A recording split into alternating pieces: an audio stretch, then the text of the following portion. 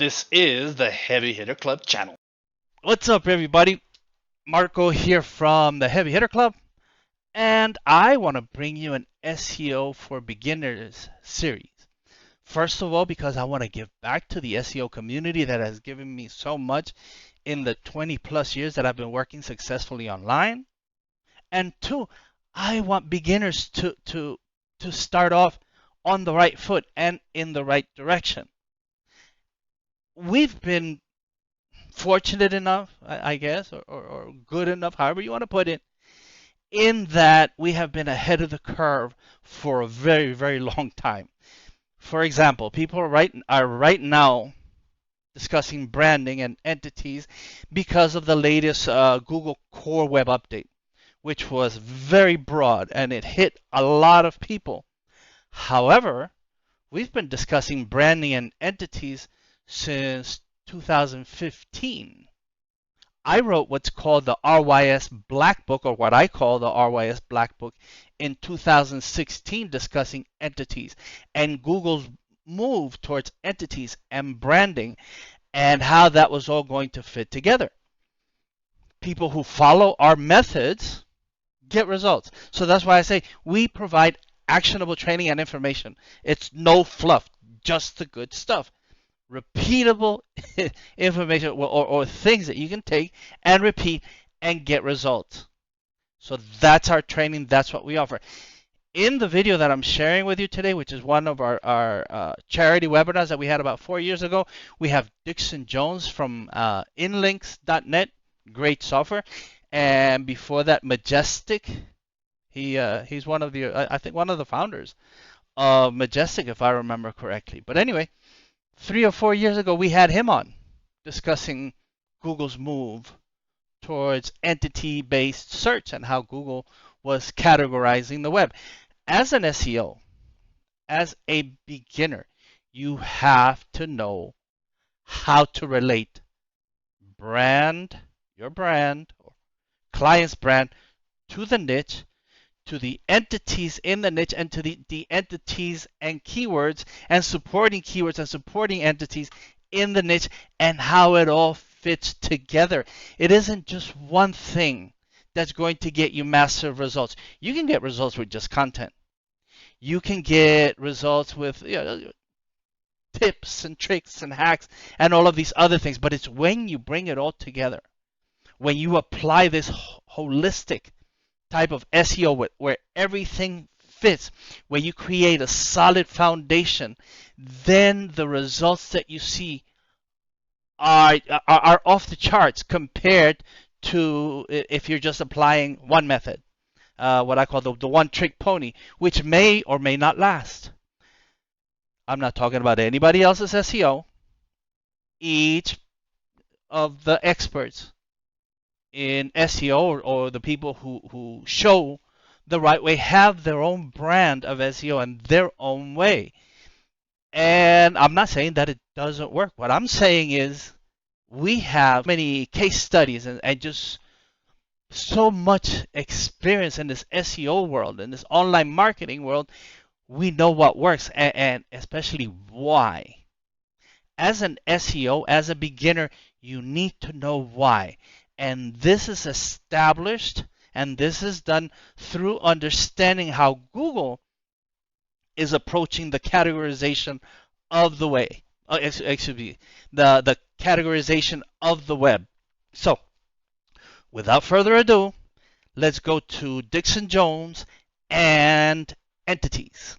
We are recording. It is February 1st, 2021. It is the second charity webinar in our annual charity webinar series. The first one, as I said, is in the can. It's in the replay area. Rob will be kind enough to post it. So just look at it in your chat. It will be dropped in there so that you can go to the replay and catch it from last week. This is all building on entities and how entities are working on the web right now. It's been coming. It's been coming for a long time, even before Google decided, hey, things, not strings. Yeah. Sir Tim Berners-Lee had been talking about things, not strings, forever. Yep. Way before Google. So Google just hopped on it and said, we are going to eliminate spam by switching to entities rather than keywords. We'll see how good that is. Good luck with that one, Google. And so, again, last week we started the how you manipulate using ads. Fantastic. It's in the replay area. And today, to follow up on this build-up, I have Dixon Jones. I mean, he's even more of a dinosaur than I am on the web, because I only go back. Oh, okay. I love the way you start with that compliment there. Yes. No, I'm a dinosaur too, man. No, I'm kidding me. I'm kidding you. Which is honestly, it's fantastic because you're right there when it was like dead simple to manipulate anything that you wanted. I mean, you could do anything you wanted to do, and Google was going to do everything that you needed it to do to just drop loads of money in your bank account. Yeah, my first getting to number one with search engine optimization, I just bought search-engine-optimization.co.uk. That was it. I bought SEO business solutions and ranked for SEO business number one, which was fantastic. Those were the days. Those were the days. Oh, more links. Oh, you need more links? Okay, get more links. All right, so Dixon, please, guys. I'll follow Dixon up. Most of you know who I am. If not, you can look at the replay from last week. Most of you know who Rob is, my partner in crime. He is my right-hand man in all of this entity madness. And now, for all of you, is Dixon Jones. Please tell us who you are, how far you've come, and where we're going. So first, thanks for having me, Marco, and thanks everyone for coming on. Yeah, I have been around a while. I started my first internet business in, first website around 1999. Actually, I set my first, my SEO consultancy up in 1999. That went on to around about 2009, a company called Receptional, still going today. I don't own it or get involved in it anymore.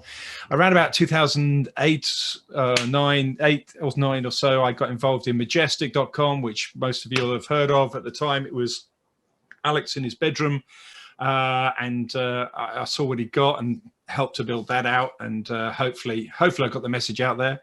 A couple of years ago, I kind of pulled back from that and kind of took a year to figure out what to do next. But came across a guy from France, Fred Laurent, who had done all the hard work for all the stuff. Basically, I don't program anything. I just get on the back of geniuses and stand on their shoulders. And, you know, I'm on the shoulder of giants. And so Fred Laurent had been, editing on schema.org for ages. He's been involved in, I don't know, the European Space Agency, and as a programmer and engineer and goodness knows what.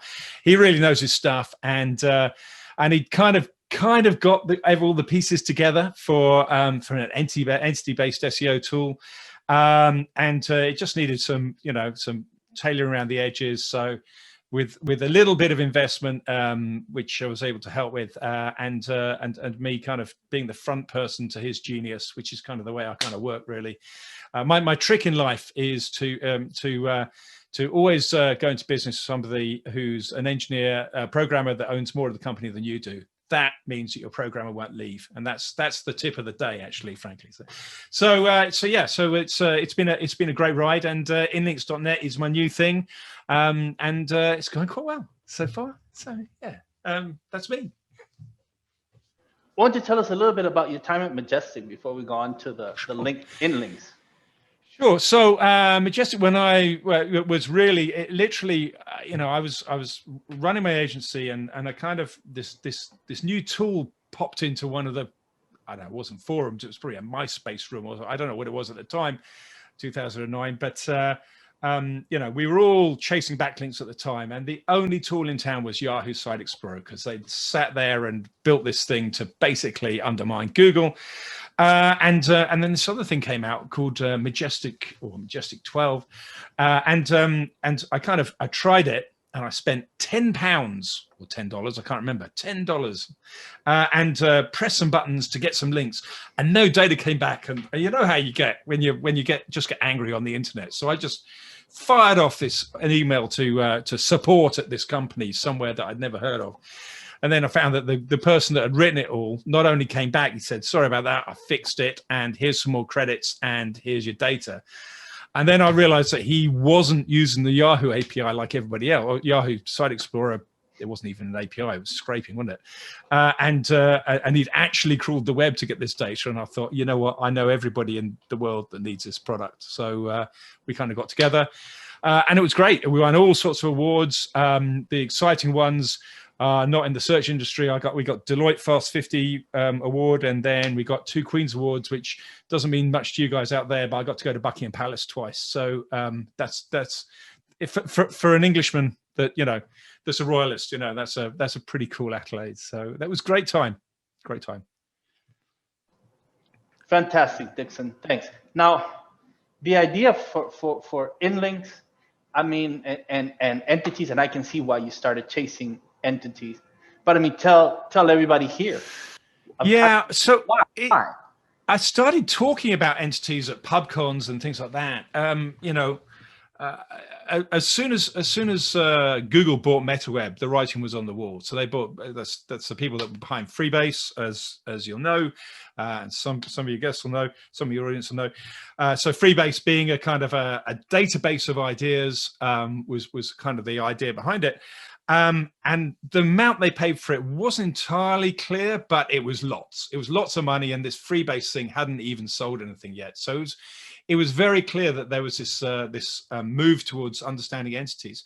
And the more I kind of followed it, the more I started seeing how Wikipedia was popping into knowledge graphs and things, not just into the search results, but the data was sort of popping out in different places. And so it took me a long time to really understand it, probably 3-4 years. Well, I don't know if I understand it yet, but you know, we're making a pretty good stab at it. And then we, you know, so I started talking about it in 2016, 17, I suppose, maybe 15, but I didn't really know what I was talking about then. And then really it was only 2019 that I sat down, 2018, I sat down, started writing for my own benefit a semantic search guide, really trying to understand it as I was going along. So there's a great book called Entity Search by Balog, I think is the surname of the author, and that was really helpful. And I started really getting into it and starting putting it all together. And just as I was writing all this stuff, Fred came along and said, "Hey, I've built this thing, and we need to get it to market, or I need to get it to market. Can you help?" And I thought, you know what, that was great. And at the same time, my wife said to me, "Dixon, you see that nice house on the edge of the village? I'm fed up with you sitting around at home all day. So please go and, you know, make enough money to get the house on the edge of the village." So that's what I'm doing now. I'm doing it for my wife, as you would, really, you know. So yeah. All right, now, so that's your story and how you came to this. But why don't you just give us your insight into entities, especially what's going on with Google, what's going on with named entities, right? With Wikipedia versus, because named entities aren't. Do you want the presentation then? Yeah, because, well, named entities aren't the only entities. No. But they are. Yeah, absolutely. I mean, guys, pay attention, please. Pay attention. Don't get confused. If you get confused, if there's anything you don't understand, ask questions. The man is here to answer your questions. So please. Please do. I mean, is it okay if I share my screen and dive into it? I've kind of put a few things down into a mind map and to have a look at. So if I can share my screen, you can interrupt me, whatever. No, absolutely. Please let us know. That's why you're here, really, to give these people. Great. Why. Okay. Well, let's go on here. So I've put some stuff down into a mind map because I thought it would be more interesting than PowerPoint, and we can decide otherwise. I'm sure Marco's Marco will have the whole video and stuff. So probably emailing talk@dixonjones.com with entity in the title, you can do that, but you're probably better off just going back and seeing the video in the charity event. But I kind of wanted to talk about entity SEO really, and how I'm using entities, or how we're, you know, recommending that we use entities to try and improve search. So here we go. This is my little knowledge profile. It's very, very basic because I'm not very knowledgeable. I'm sorry, I'm not really very well known, but I have managed to get myself a knowledge panel, and it was bloody hard work. So named entity recognition. So named entity recognition is, you know, why is Google using it? And where is Google using it? And and how is it? How can we then use that? I think is really the the whole game here. So named entity recognition is basically the idea of taking topics and taking text and extracting the entities that are in them, the topics that are within them. And so where is Google using that? Well, one place you can see it really, really easily is in Google Trends. So if you go into Google Trends and you start typing something, it used to be, for the old ones here, that you type something and it would give you some information about a keyword. But for about 4 or 5 years now, 3 or 4 years, you start typing things, and sometimes you get topics and sometimes you get search terms. So if you start typing in internet marketing with an N, it doesn't quite know what you're talking about. It's got all sorts of bits and pieces. As soon as you get to marketing, it says, right, okay, what you're talking about, it's a topic of digital marketing, or the topic of online advertising, or the topic of search engine marketing. So it knows these are topics, and these topics are, specifically, they all link to Wikipedia articles. They all are concepts that are defined, and Google sees these 3 things as different topics. You can also see it, of course, in the knowledge panel, and if you've got a knowledge panel, then or you see a knowledge panel, it's not just the knowledge panel that's in there, but all the other things that are in there. So Aston University has got its own entity, Brunel University has got its own entity. The organization is basically a GMB, but you kind of get the knowledge panel is basically is a entity of people, and then they've got other entities in there. And then if you're using an Android phone, then entities appear really well in Google Discover, and so this is popping up, and there's here's hiking as an entity. So it's relating the fact that the individual has an association and an affinity with certain topics and ideas like hiking, and therefore it can then dive into news about hiking and deliver news that's really of interest to you. So there's a number of ways that Google is using it, but of course I'm really interested in the core search results, and I'm also interested in why Google has had this drive towards this topic-based approach. I use the word topic and entities interchangeably, and it seems to me that Google is actually using the word topics where we've been using the word entities. So, we can argue about that till the cows come home, but I think that Google is using the concept of the word topic where technically it's entities, or we've called it entities traditionally. But understanding why Google has moved this way is really interesting. So there's a number of different ways. So if you think of the red bit in the middle here as the knowledge graph, what Google is doing is they're coming up with a single point of truth. So you started by saying it's going to stop spam, and that's because Google is saying, right, instead of having instead of having all these web pages out there, and so the top line is web pages, and imagine that there's 1,000 pages on how to tie a bow tie. The truth is, there's only a few ways to tie a bow tie, or a bow tie itself is a single concept, and it doesn't need 1,000 different ways to explain it. So Google has decided that it's probably a good idea to come up with a single point of truth, and they do that essentially by creating, a great big online encyclopedia with a list of topics or things or entities. Now, it's important that to know that these aren't pages. And so what they're doing now is, instead of sending people straight out to web pages, they'll still do that. But really what they're doing is they're using the web page content to feed the knowledge graph. The challenge for SEOs is that that's really good for getting data into the knowledge graph. The challenge for SEOs is getting the bloody customers back out of the knowledge graph, back to your web page. And we can talk about that, and I think that's an important facet of the optimization part of search engine optimization, because feeding the knowledge graph is not the same as getting customers. But the interesting thing that's also can happen then is that as soon as they've started building a centralized point of truth, a centralized database, then they can start getting data from other sources. For for music lyrics, or from manual data or internal data. So they could sit there and put other layers of knowledge in there that are not necessarily what we would traditionally see as internet-based information. And I think that gives it some interesting scale and some interesting opportunities for Google. But I think that something that's even more important for Google is that it fixes a big scale problem that was happening for them. So Majestic sees trillions of web pages, so God knows how many Google sees. I mean, we're pretty big, they're a pretty big crawler.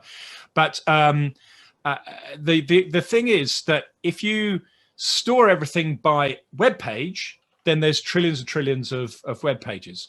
The interesting thing is that each of those pages here, so it's a list of URLs. Imagine this is a list of every URL on the internet. Each URL is coming up with different topics, is talking about different topics or different ideas, but they repeat themselves. The ideas repeat themselves an awful lot. So it means that you can either have a database of trillions and trillions of URLs, and then within that spit out all the topics that they're talking about, or you could have a database of hundreds of billions of ideas, and then have suggestions as to where you can get more information about different parts of those things. And it turns out that you're reducing the scale of your index from trillions to hundreds of billions if you move towards an index-based, an idea-based approach. So it's got a huge scaling issue, and that over time is going to be even more pronounced for Google, because people are carrying on creating content really, really, really fast, but they're not creating ideas or topics quite as fast as that. So the database will stop growing. It might get, each record might get thicker, but the number of ideas will grow at a much slower rate than the number of pages that are coming in. So that scaling issue is really important for Google. It must save them hundreds of millions of dollars, possibly billions of dollars. And the last thing that we only found out really quite recently, and actually I made this slide a week or two back, but we've just literally found that we can create the whole of our knowledge graph in Spanish. And so we just launched it. If you go to InLinks today, you can actually see the whole thing working in Spanish. We haven't written the front page and the splash pages and the things, and you're the first person I've told in public. But InLinks is now available in Spanish. And it turns out that a knowledge graph approach is much better to work across different languages. So think of it this way: if you've got 100 pages in completely separate languages, it's actually quite hard to then disambiguate, or 100 pages in 100 pages in 100 different languages. It's quite hard to disambiguate the ideas and cross-reference all of those ideas, because they're in different languages, different contexts, and a lot of energy has to go into understanding those ideas. But if you first create a list of ideas, and then you've got that content, it's quite easy to translate those ideas into 100 languages on the fly.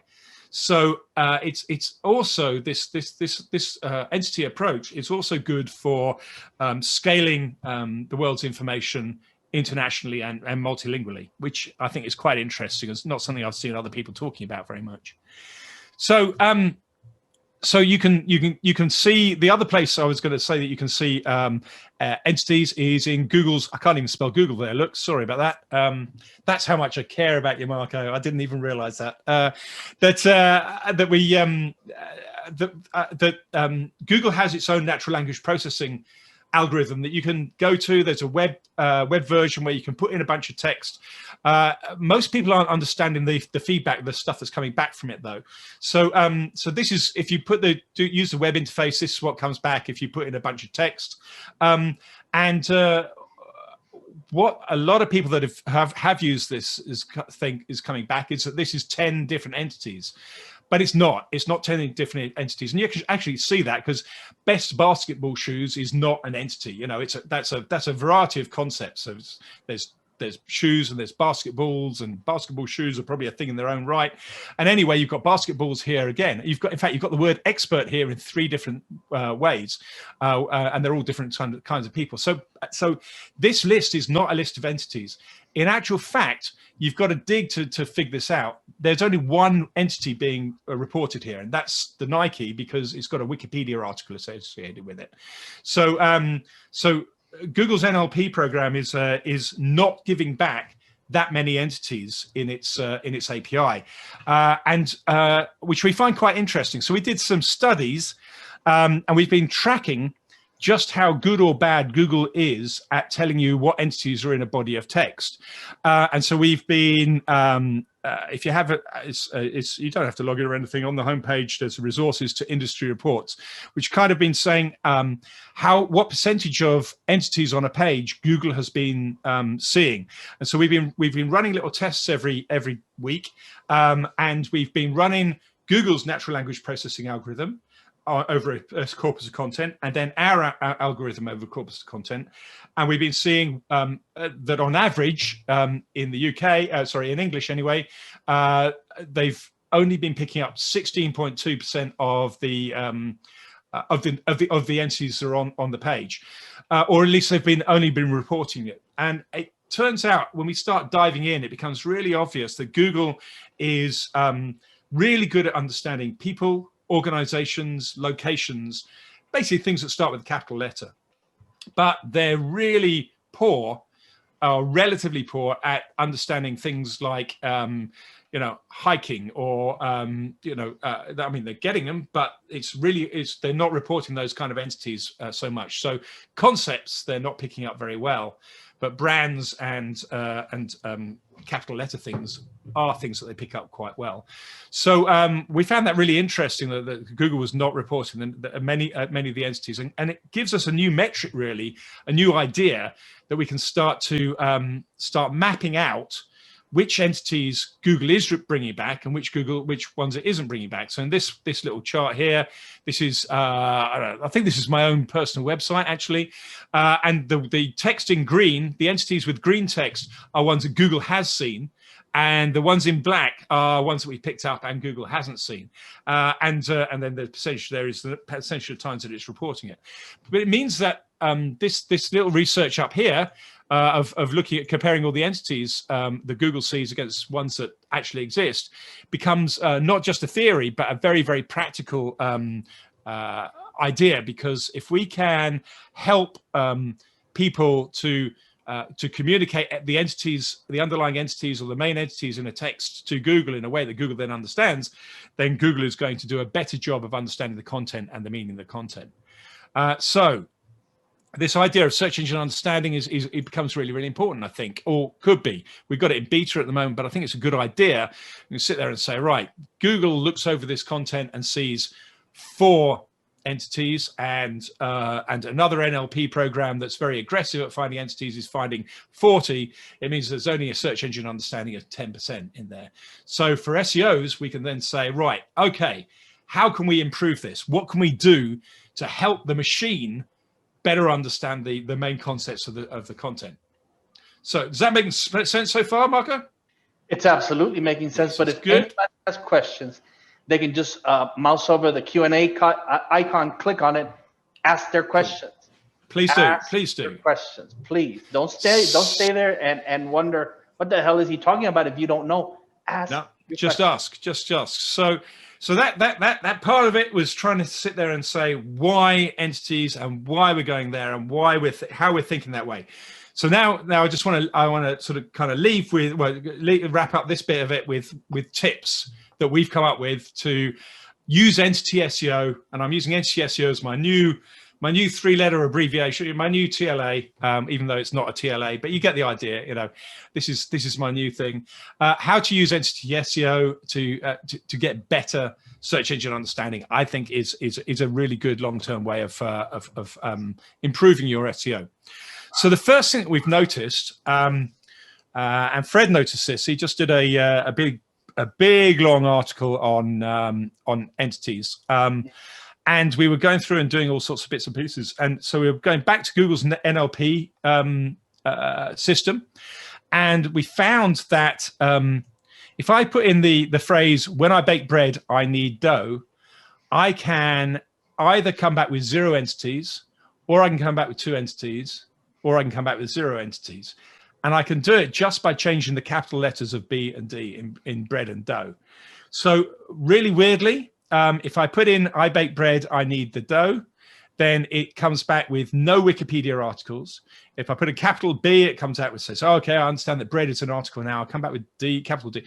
Now, this is not good grammar, guys. Putting a capital B in the middle and a capital D is not good grammar. But using capitals cleverly can sometimes help Google flip to understand an article. So if you want the one, it's not black hat, but it's definitely a break in the system. Clearly, it wasn't designed to do that. However, it doesn't always work. And also, if I put a capital K in there for need, then it would say, right, there's no entities. So it's really, you can overcook it. Google is sitting there taking that right now and creating and understanding the concept for Wikipedia, for dough and for bread, just because we put some capitals in there, which I think is really interesting. I don't know quite where we go with it, but clever use of capitalization seems to be helping. The whole of the rest of it is really about trying to help Google understand within your content what is an entity, and also to raise the right entities to the top of the pile. It knows that your content is about something, and it may know that it's about lots of ideas, but it doesn't know which ideas necessarily are the ones that need to be at the top of the tree.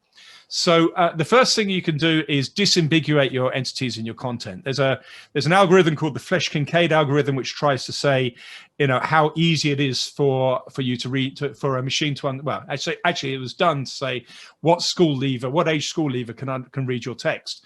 But it also works quite well for search engines. If you're using simple sentence structures, then it's easier for a machine to understand the concepts that are in them. But also, don't dive into disconnected and disparate concepts in the same page of content or same corpus of content.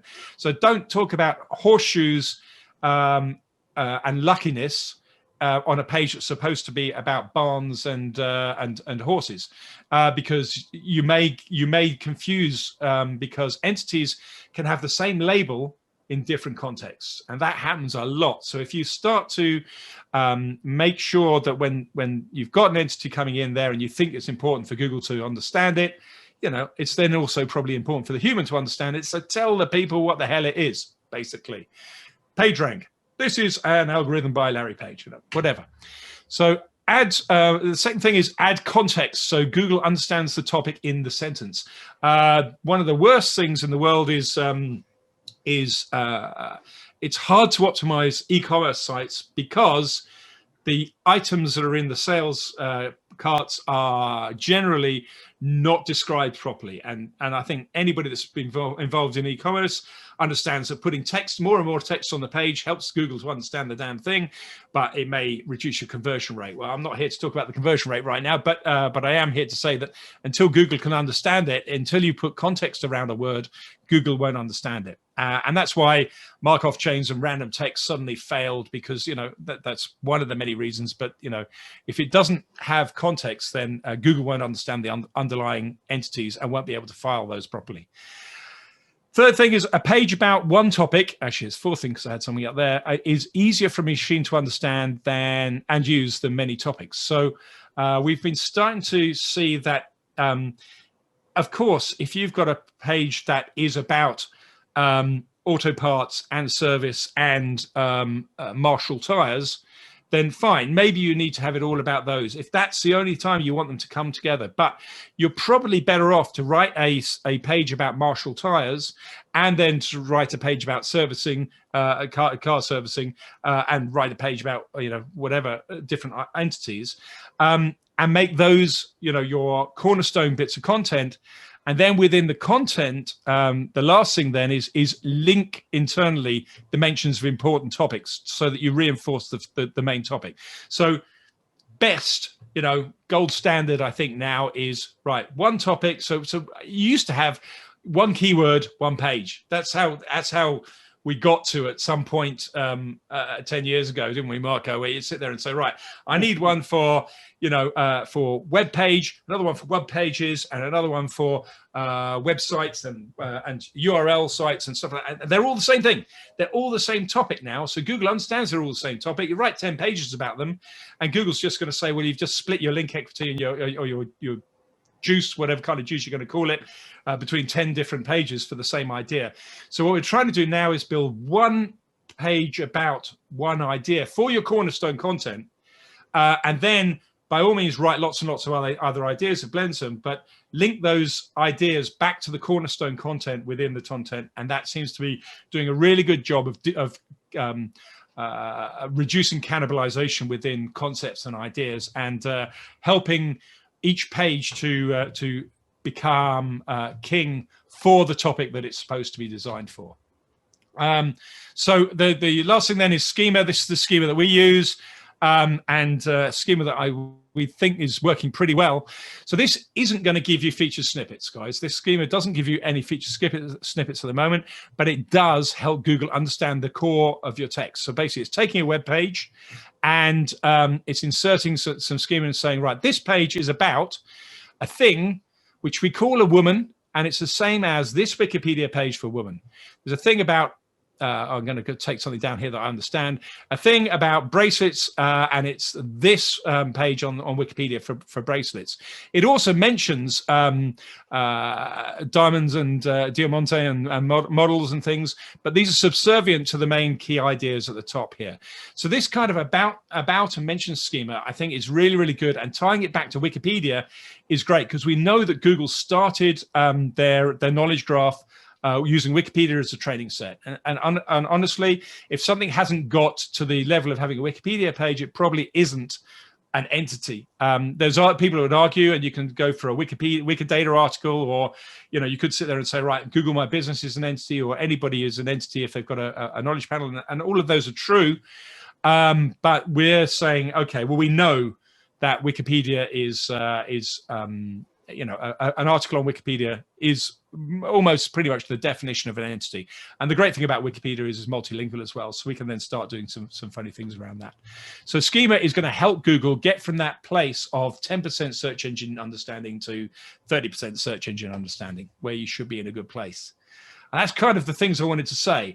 So hopefully some ideas on why entities are, why we should approach entities as SEOs seriously, and then some tips and things on how to do it. I'm going to take my screen off share now. Does that make sense? Guys, if you didn't just get whatever it was that you noted, if you didn't just get your money's worth or over anything that you could have possibly donated, we have some $500,000 donations, by the way. Oh, really? Excellent. Well, I donated, but I didn't go that much. I was a cheapskate. No, people have been very, very generous, but even those people at that level, it's over delivering on why things are working the way they are, on what it is, the entity that we're trying to push into Google, which is that what I call the top level category, the market level category, which is what Google understands. I've been telling people for at least a couple of years now that rather than going for gold futures, what you should be first focusing, or your focus should be actually one category up to gold, where you're not going to rank for gold first and foremost. But if you focus on that as your goal, whatever is under that then becomes easier to rank for, because all your references are going to be about that named entity. And as you can find named entities, lower down into your, as you begin maybe subcategories, and then as you add depth then to your silos, I'll call it siloing. That's fine, yeah. Which is simply giving the bot more information about whatever it is that you're writing. You call it cornerstone, and then we call it supporting articles about this main idea. It's how you're going to help Google, because now you're going to do that two ways. You're going to do it the way that you just explained. In your content, you're going to focus on those entities. But if you leave out the schema, which is totally how you're going to connect to the bot, your content is going to connect. Okay, so this is what we're talking about. This is what, but it's in the schema that you actually tell the bot, look, these are all the definitions. This is everything that we're looking to do. I mean, it's a 2-for-1 that Google can't escape it. It's the code. You're into the code. They'll either, if they get it wrong, it's because you put the schema in wrong. You've written the wrong stuff. But we've also got another thing. I mean, I think you're absolutely right. Go one level higher. Go for the BHAG, the big hairy audacious goal, you know, and start there. You don't have to get it, but you got to start there. But the interesting thing, you chose a good example. You said gold. What was it? Gold something. Gold futures. Gold futures. So I think what's interesting is that you've got to also still understand your own business, because you want to put gold, and you want to talk about topics and entities that are semantically close to gold within the concept of finance, or within the category of finance. Right. You don't want to talk about the Klondike. You don't want to talk about mining for gold. That's not, you know, I mean, unless you're going to talk crypto. But you kind of want to make sure that the topics that you're talking about around gold are semantically close to the concept of gold that you're trying to get across. Because we built our own version of knowledge graph. I think we got one of the biggest knowledge graphs outside Google, and we are sitting there, and in our page optimization tool in there, we kind of sit there and say, right, you want to talk about gold? Well, here's all the other topics, you know, to your point of the supporting ideas. But we categorize them out so that you can sit there and say, these are the ones in health, these are the ones in automotive, these are the ones in the, you know, in things like that. Obviously, automotive in gold is probably, I don't know, something to do with catalytic converters, really. But anyway, so you know, so there's that. So we kind of use, so you say silos. And we have silos within there, but I prefer to use the idea of context. And you've got to talk in context. And I think it actually buggers up the gaming industry, because, you know, Klondike Gold is more likely to be a slot machine than it is to be, you know, a bit more people are interested in Klondike Gold, the slot machine. I don't know if there is one, but I'm guessing there is, or Tutankhamun, the slot machine, than they are Tutankhamun, the actual treasure. But of course, Google, you know, if you start trying to optimize for Tutankhamun and you're a slot machine, you're actually playing against your core value, and your core value is slot machines. So you've got to remember what the purpose of the business is, because this entity thing will stop that spam. Yeah, I mean, that spam at that level. But what you're talking about is do not create ambiguity, which is another thing that we've been talking about for years. Yeah. For years. Yeah. Please. Yeah. Google's been saying it for years. You know, just make it clear. Whatever you do not ambiguate your entity. You don't want to mix it up. What I'm saying, when I say go for the top level categories, of course, you can't go top level and then you start talking about Klondike Gold, actually gold in the Klondike territory. Yeah. And you actually want to talk about finance. I mean, if you think about it logically, then you can't do that. But what we do is we want to give Google so much information that we sometimes miss the fact that we have to stay on point. And that we have to dumb it down. We can't, you know, an example that I gave someone who writes to me, you can sit there and say, you know, the Edgar Allan Poe, the Raven. Once upon a midnight dreary, while I pondered weak and weary. Look, it was night.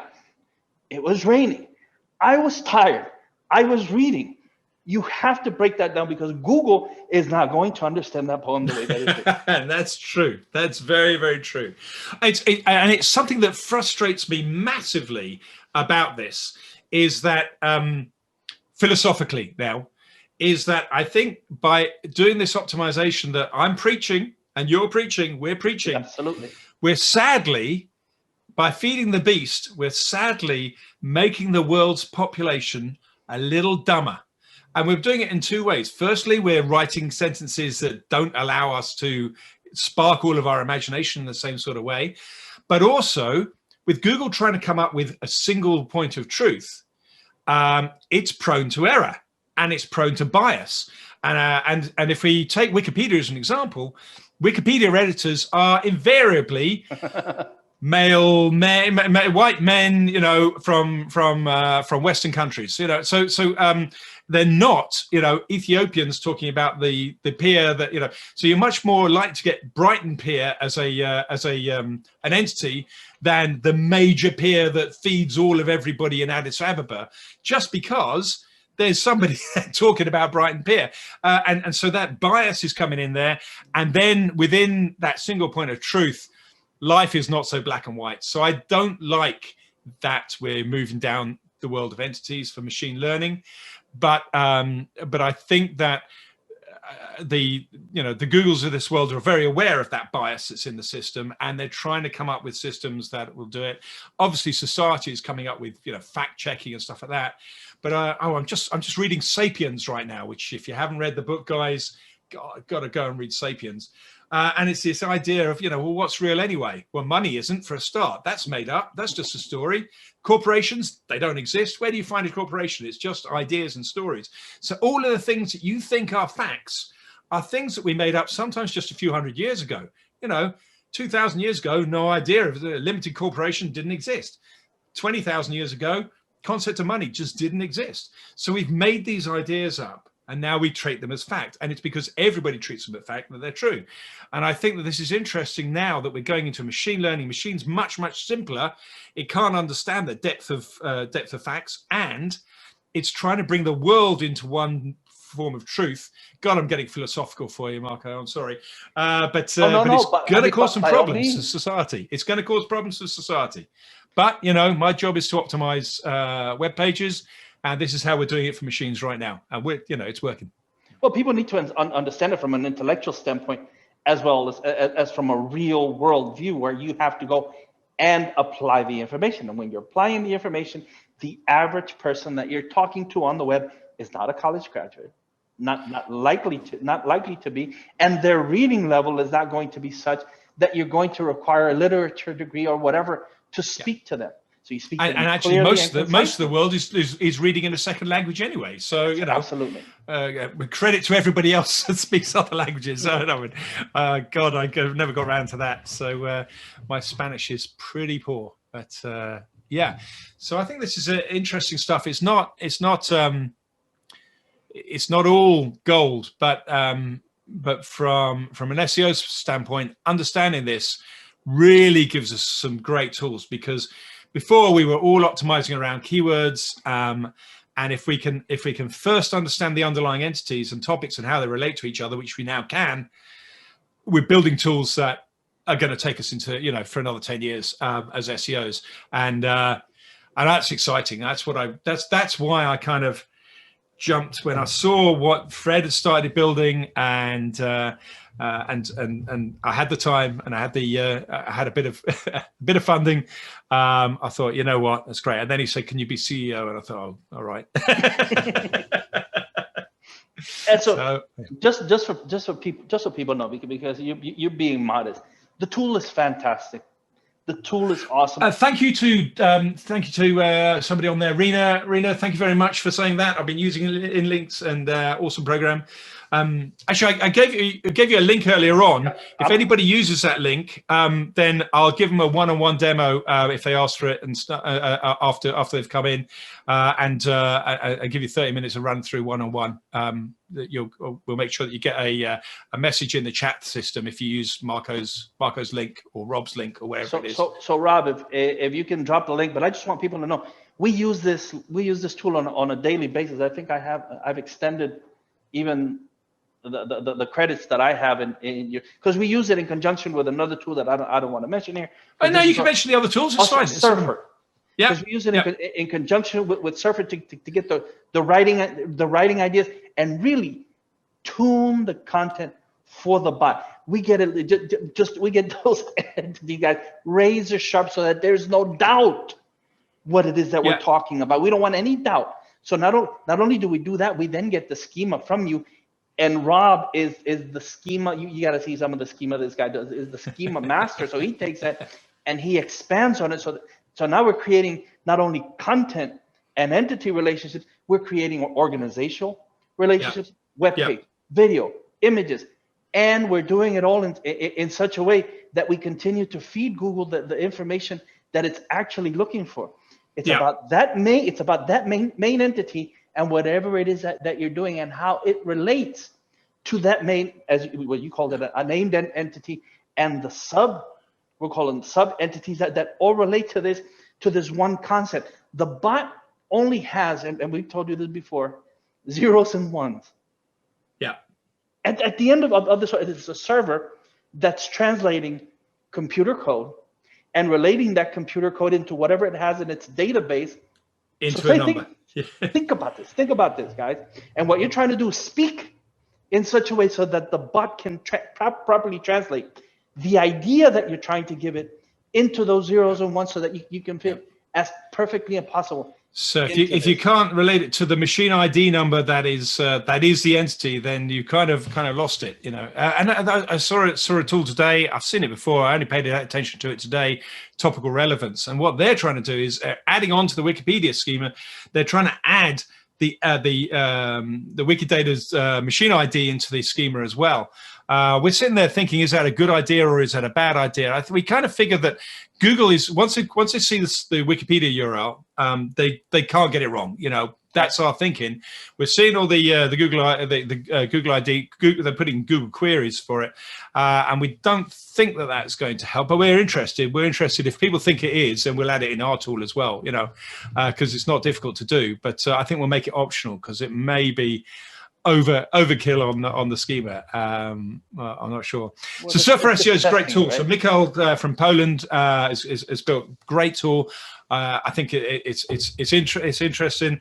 I think that you know, I think we try and compete on a page level, but it does a really good job, and it goes into a lot more detail with the H tags and sort of some more technical extremes. We're much more about the content, I suppose.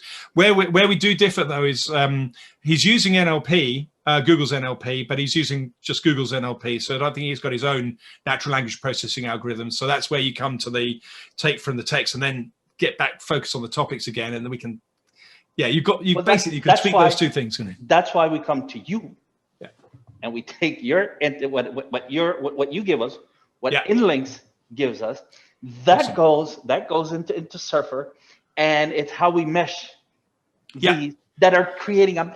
It's fantastic, phenomenal. It's interesting. I spoke to one of your friends who does exactly the opposite way. So you're taking the output from InLinks and putting it into Surfer to sort of round it off, or phrase is another one you can use. And then there's and you know, other people are taking it from Surfer and putting it into InLinks and going around the other way. It'd be interesting to do, see which way ends up with the better content, really. But yeah. Well, actually, you spoke to Jordan Fowler, and you speak to him in Facebook. You go back over. The idea is his. I always give credit where credit is due on how to use these, because the way that he produces content is this way, just razor sharp. He calls it content tuning. So I'm going to give him. Credit to him. He's one of my earliest customers and one of my most loyal customers. So he's been absolutely fantastic, and he really knows how to use InLinks, and it's still got to be used well, I think. So he does well. Yeah. So it's just fantastic, guys. If you're going to give InLinks a try, I suggest it's a must in your SEO toolbox. I use it. I mean, I could go in and show you. I'm signed in right now in InLinks. Good man. As we speak. I'll just stalk you in my logs. I mean, I'm in there. I'm always in there. My VA is, no, it's okay. My VA is always in there.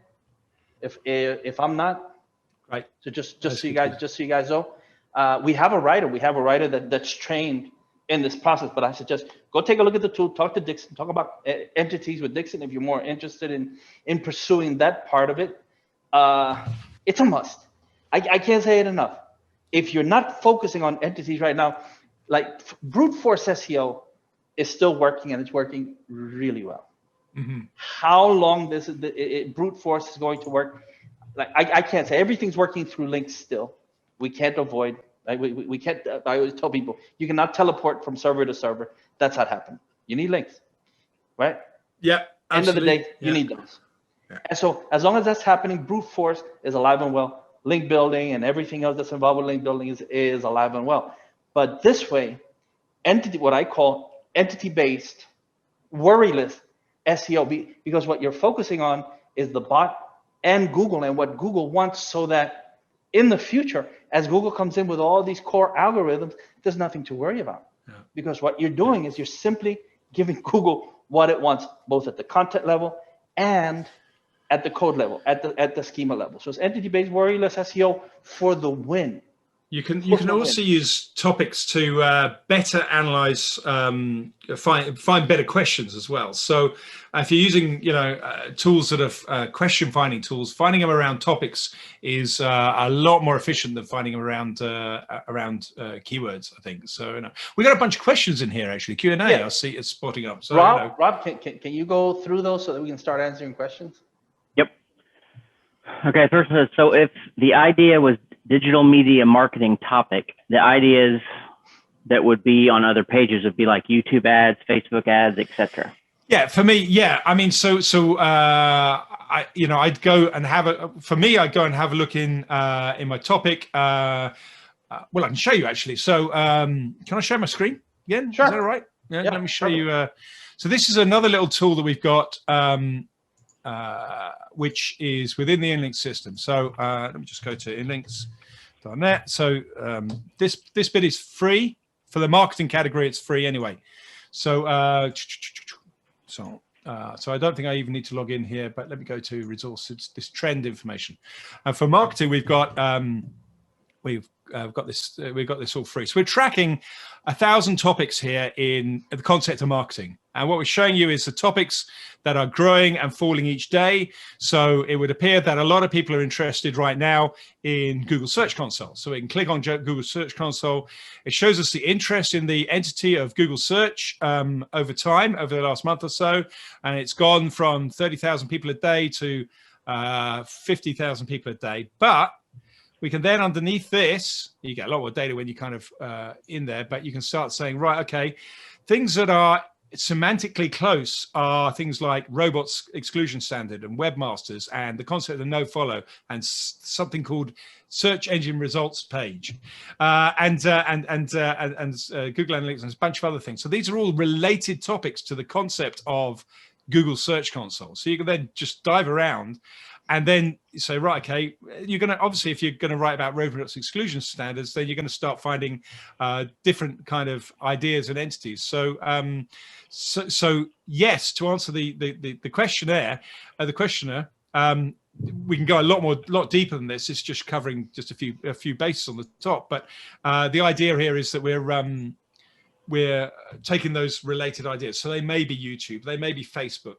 but I kind of dive into our knowledge graph because then I see them related by category, and that helps me to, I don't know, you remember when we kind of used to build out pages and navigation bars based on, we've got to do, hotels in New York and then hotels in San Francisco. We've got to do them like that because then hotels in San Francisco are all grouped together. It's kind of like that, but for concepts, and it doesn't have to be then so navigationally structured. It's much, the relationships can travel between different pages because it's just this sentence here is talking about this idea, and you've spotted that this is the main page over there, and then InLinks will pick it up and link to it on the fly. But you don't have to use InLinks for that. You just got to use your Brain 2.0.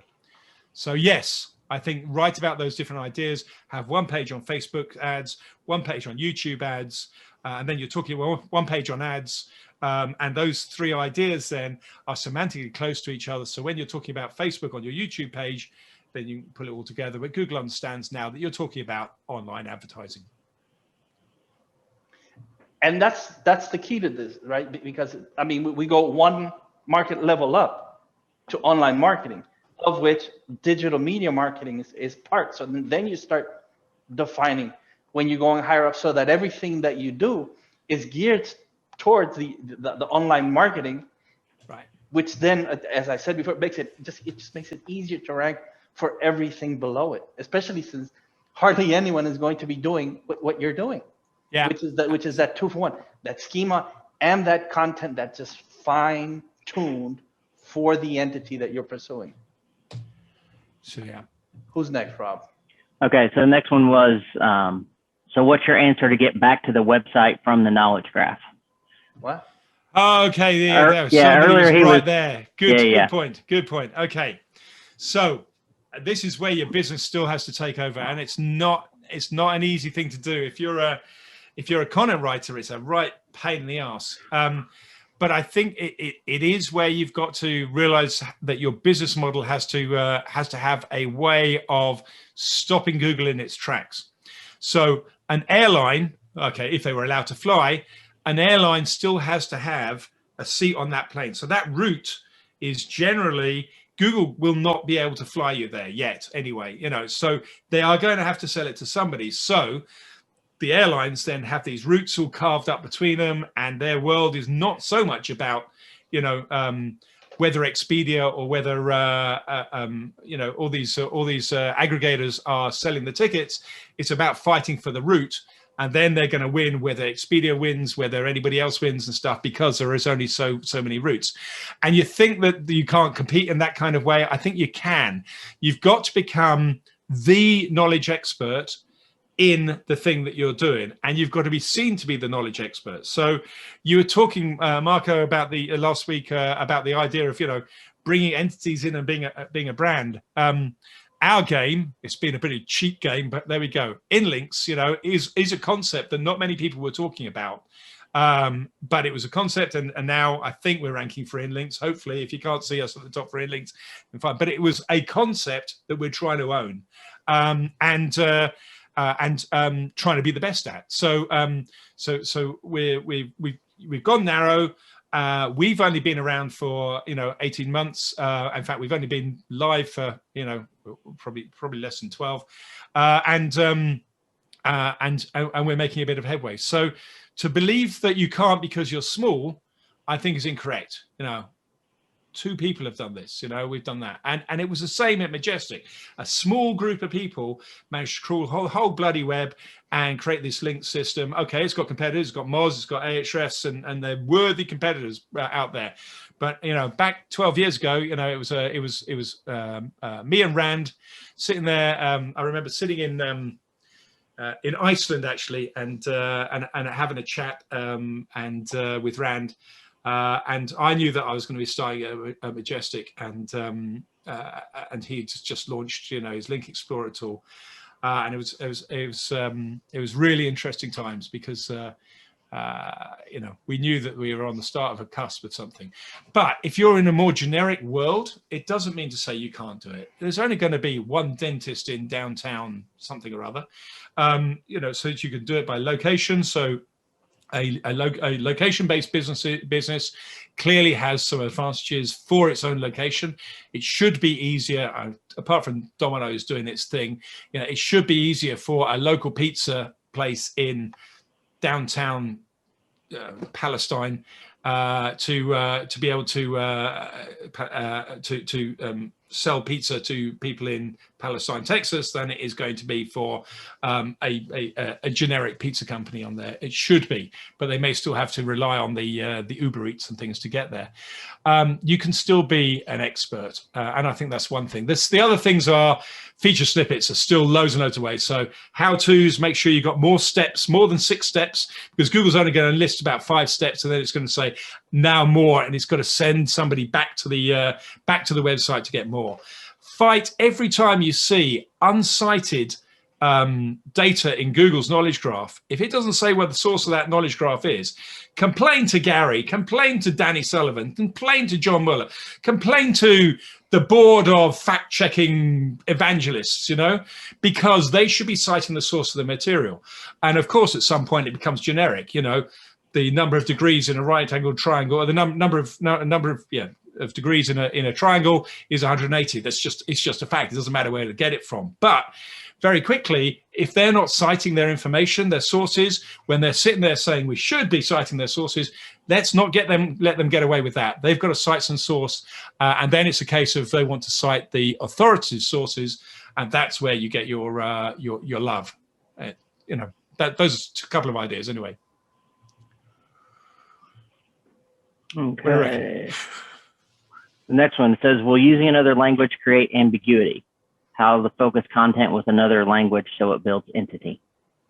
So is that another language, as in literally another language? So as in we've just launched in Spanish. So we were already in English and French. Fred's from France. And so we'd spent a lot of time tailoring the knowledge graph and making sure the categorization is right and stuff. But this is where we realize just how scalable knowledge graphs are. When we started thinking, you know what, the way that we're going to stay ahead of everybody else, you know, sooner or later somebody's going to try and build a knowledge graph and try and do what we're going to do. So we kind of want to go into different languages earlier rather than later. And we suddenly realized that the idea is the same. So, you know, a bow tie is a bow tie, a tennis court is a tennis court. And it doesn't matter what the language is, you just need to be able to translate that concept into those languages. So we can actually then enhance our overall, our knowledge graph. We can enhance it from data from other language sources. So they actually feed the concept. So, so we can then sit there and see a thing over here that's in Spanish, and see that it's semantically close to this idea, and this thing over here in English that's semantically close to this idea, and we can then make the association that that idea in Spanish is probably semantically close to that idea in English or German or French or whatever. So the concepts are not are language agnostic. So if we do it right, then over time we will improve our knowledge graph by effectively feeling out in wider sources. And that's kind of in the depths of what we're trying to do, but it's part of our trying to be thought leaders and knowledge leaders, and you know, and this is why I need really, really, really clever people programming the shit I talk about. Good stuff, man. Good stuff. I don't see how bow tie, the concept for bow tie in Spanish, can ambiguate the concept in English. It can only it can only enhance it. You're talking about the I mean, it's not always the case, though. I mean, you've got I just saw a brilliant thing in a WhatsApp group today about ton, the French word for ton, and there's like 20 different ways it can mean 20 different things in French, and then it just started using Google Translate to translate the things, and all of a sudden you've just ton. It was translation about horses somewhere along the way, and so it can be misleading. You know, bull might have a different connotation in American, you know, relating to bull crap and goodness knows those kind of things, whereas in Spain it might be bull fighting and stuff, and there's you know, the tentacles and the semantically related ideas sort of go off in different directions based on different cultures, more different cultures than different language, and this is one of the problems of us all moving towards a centralized idea or agreed future of what things are. There's going to be huge problems in society, but then there always have been. You know, there've been political ideologies, there's been religious ideologies that clash all over time, and I think that this is just another layer of that progression of the human race, for good or ill. You know, it is what it is. We're trying to all share the same kind of understanding in life, and at the same time society is trying to break off in groups. And if you think of us as, you know, a bunch of ants, at a certain point the ants kind of all get together and they kind of say there's too many ants here, so it'll split off into two groups and stuff, and then they kind of come back again and stuff, and you know, it'll get there over time, but until we all agree on the same things, the knowledge graph is not going to be perfect. So guys, I'm going to give you some game. I mean, I love just dropping little tidbits in here. And let me share my screen for a second, right? Because I mean, it's so simple. People should think of these things, and sometimes we don't. Let me see. Yeah. So let me share my screen. Let me know when you guys can see my screen. If you see my wiki. Yep, got it there. You see it? Yep. Ed, this is for you, man, and this is for all of you in here. Look down the left, and look at the languages that this page has been translated into. Okay. Yeah. Now look at the link. It's right there. Yeah. So you can reference both. I mean, if this is what you're looking for. Now, Google interestingly translates this into corbata de moño, They use the word MO and the letter N with the squiggly like O. But Right. Wikipedia says it's corbata de lazo. Well, in Costa Rica, now it's going to depend on the regional context, because I know in Costa Rica we call it corbata de moño. So I suspect if you put corbata de moño into Wikipedia, you'll find a disambiguation page. So perhaps, in fact, because you've got it's the right you've here. probably clicked on that. It'll probably do different disambiguations of the phrase, and it might be in there as well. Corbata de bolo. No, It's not okay, I got that wrong. But disambiguation is quite kind of useful, because that helps us understand synonyms and also points us out to different meanings of the same word. And that's important, because it helps us understand context when we're looking at a corpus of text. You know, it helps us get related ideas in the right order.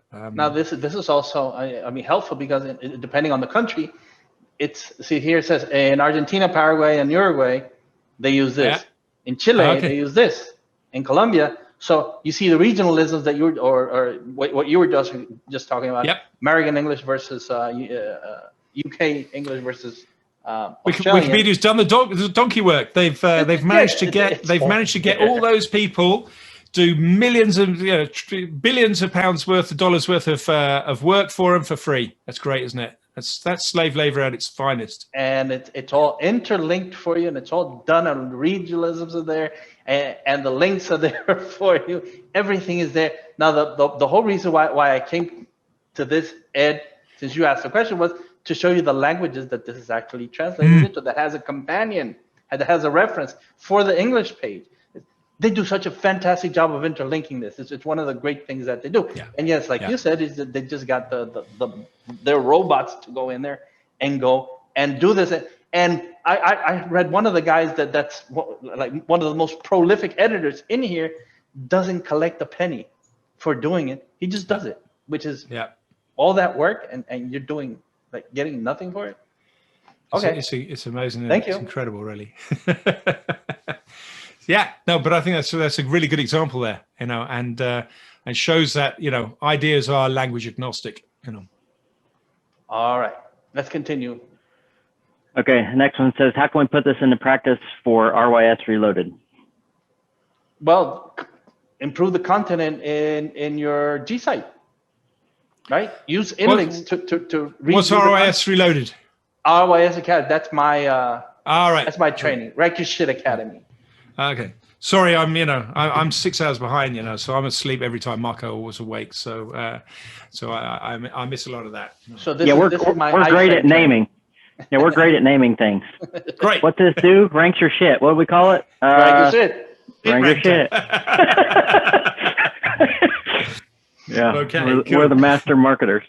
But Keith, basically what you can do is, so if you're going after one keyword, right, build in all the entity related keywords into your content on your Google site and your Google stacks and all that kind of stuff, right? Yeah. Being careful not to disambiguate by, if we're talking about like they're, using the gold, for example. If you're wanting to do gold and finance, don't talk about gold and mining, because then you can start to confuse the bot, right? Yeah. Make sure that you craft the other entities or the other words on your page to build context around what you're going after. That's how you can build it into RYS Reloaded. You can actually fine tune the content on your Google sites, which would make them work even better. You can even get Google to read schema on your G site. It really doesn't exist on the G site. There's so many things that we teach you guys to do. It's just getting creative with how you present Google with the schema and the content. You can use InLinks. I mean, Keith, what we give you when we do it for you, it's just garbage content. I mean, we grab it off the web, and it's working. It's in the first 5 results probably. So the VA went, got it, pasted it. John Mueller finally admitted earlier today or yesterday, no such thing as duplicate content. There's only the original and copies of the original. Who gets credit for the original usually ranks the best. So finally, he came out and spoke a little bit of truth. Not all of it, but just at least some of it. Google, the bot doesn't care about whose content it is. It just cares who's presenting the better entity. That's mine. I'll get off So, I mean, do you mind if I share my screen again and show you how you see it in InLinks? And so I'm sorry I'm showing InLinks, but the concept is really useful. So this is page optimizing for. Okay, let's try and find a bigger keyword than that. So let's try and find a really big keyword. Let's Mac cuts. Let's go. Oh, I saw Mac cuts in there.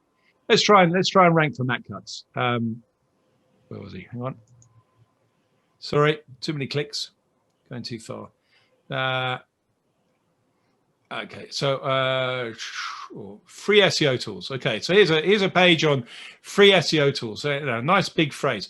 So if you wanted to own that kind of phrase, then what you really want to do is to try and find the perfect knowledge graph or perfect topic graph. So what's down here is all the topics that are ranking for in the content that's ranking for this phrase. So you got some well-known SEOs here and some well-known tools in here and the Daily Telegraph and stuff like that. So you got all of those contents in there, and basically you can take all that content, break it down into topics, but then you can then break it into categories within that. So you can sit there and say, okay, these are all the topics that are in there.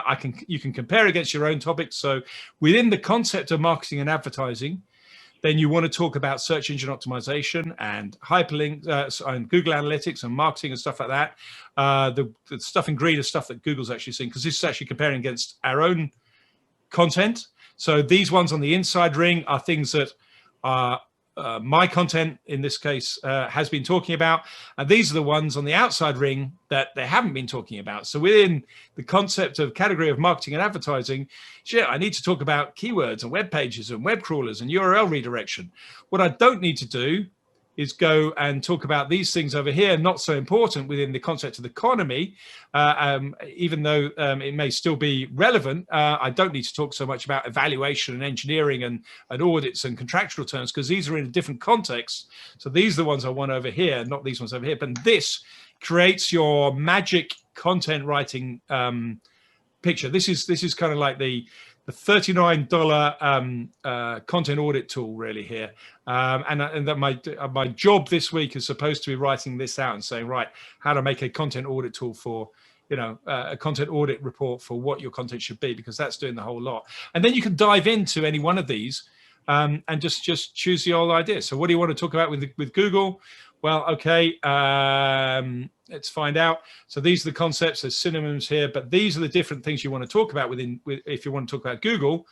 And again, they're broken down by concepts. So Google within the concept of technology, totally different things to marketing and advertising or software.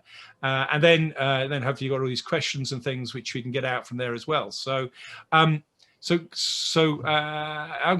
stop now. I've stopped. I'm just.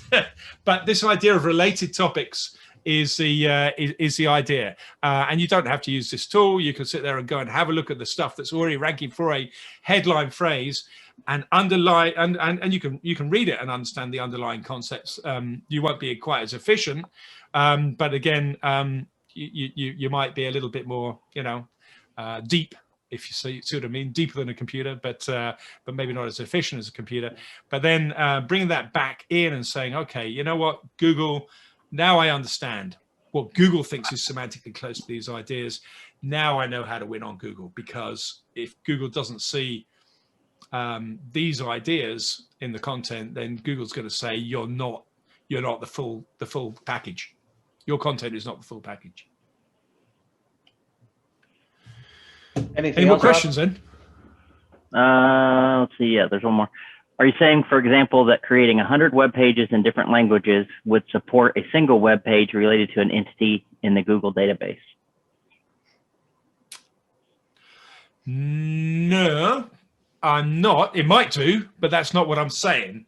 What I'm saying is write a page about a topic, and that page is going to work. You can then write that in many different languages if you want to, and so you would for the humans, but you wouldn't want the page in French to appear on the English website. So you use Hreflang to connect those ideas up. Google then knows that they're all the same content, but in different languages. That that's the way that Google put all that together. But you don't want to. Yeah, I'd use Hreflang to say this is the same idea in different languages, and Google will just know it. Could just figure that out from there. So, yeah. I've been telling people since we started discussing schema, go look at apple.com. I knew you were going. Yeah, right click, or however it is that you do it on a Mac. Right click, and look at the code.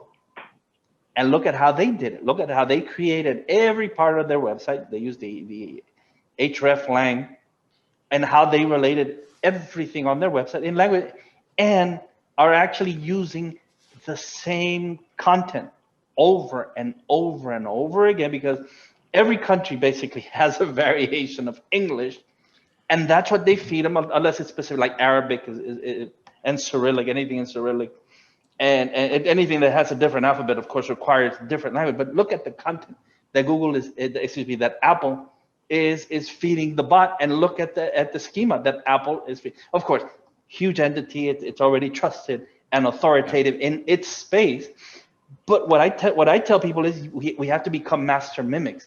And so when we're doing this, we go and look at, for example, if you're going to sell cellular phones or whatever it is that Apple does, if you're going to do that, go to the master first, copy the master, and then try to improve on it. That's how you use InLinks, use Surfer, use any of the tools that are available to you, and then eventually you can actually outdo the master.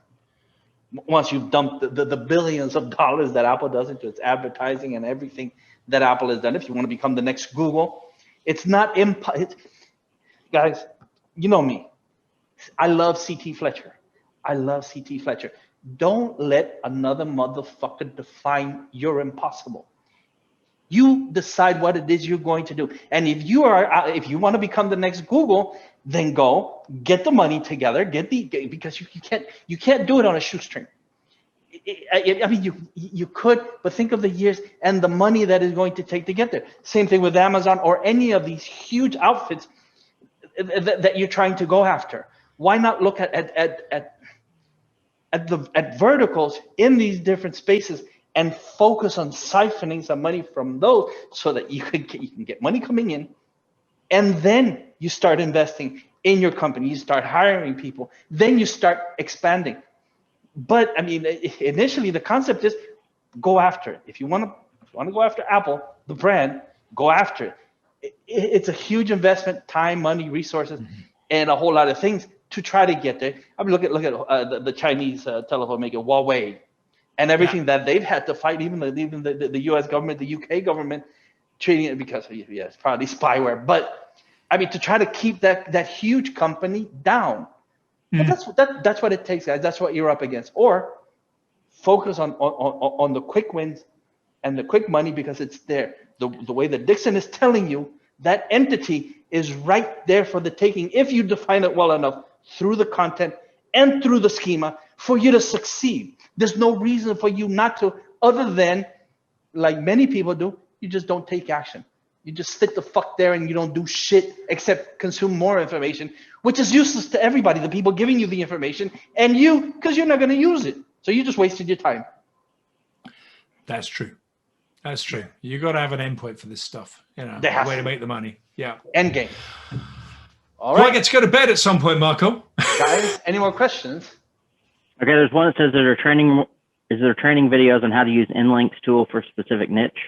Oh, sure. Go to well, for specific niches, no. If you want to create them, then we'll embed them in our blog posts. Say how to use InLinks for this, and you get a nice link.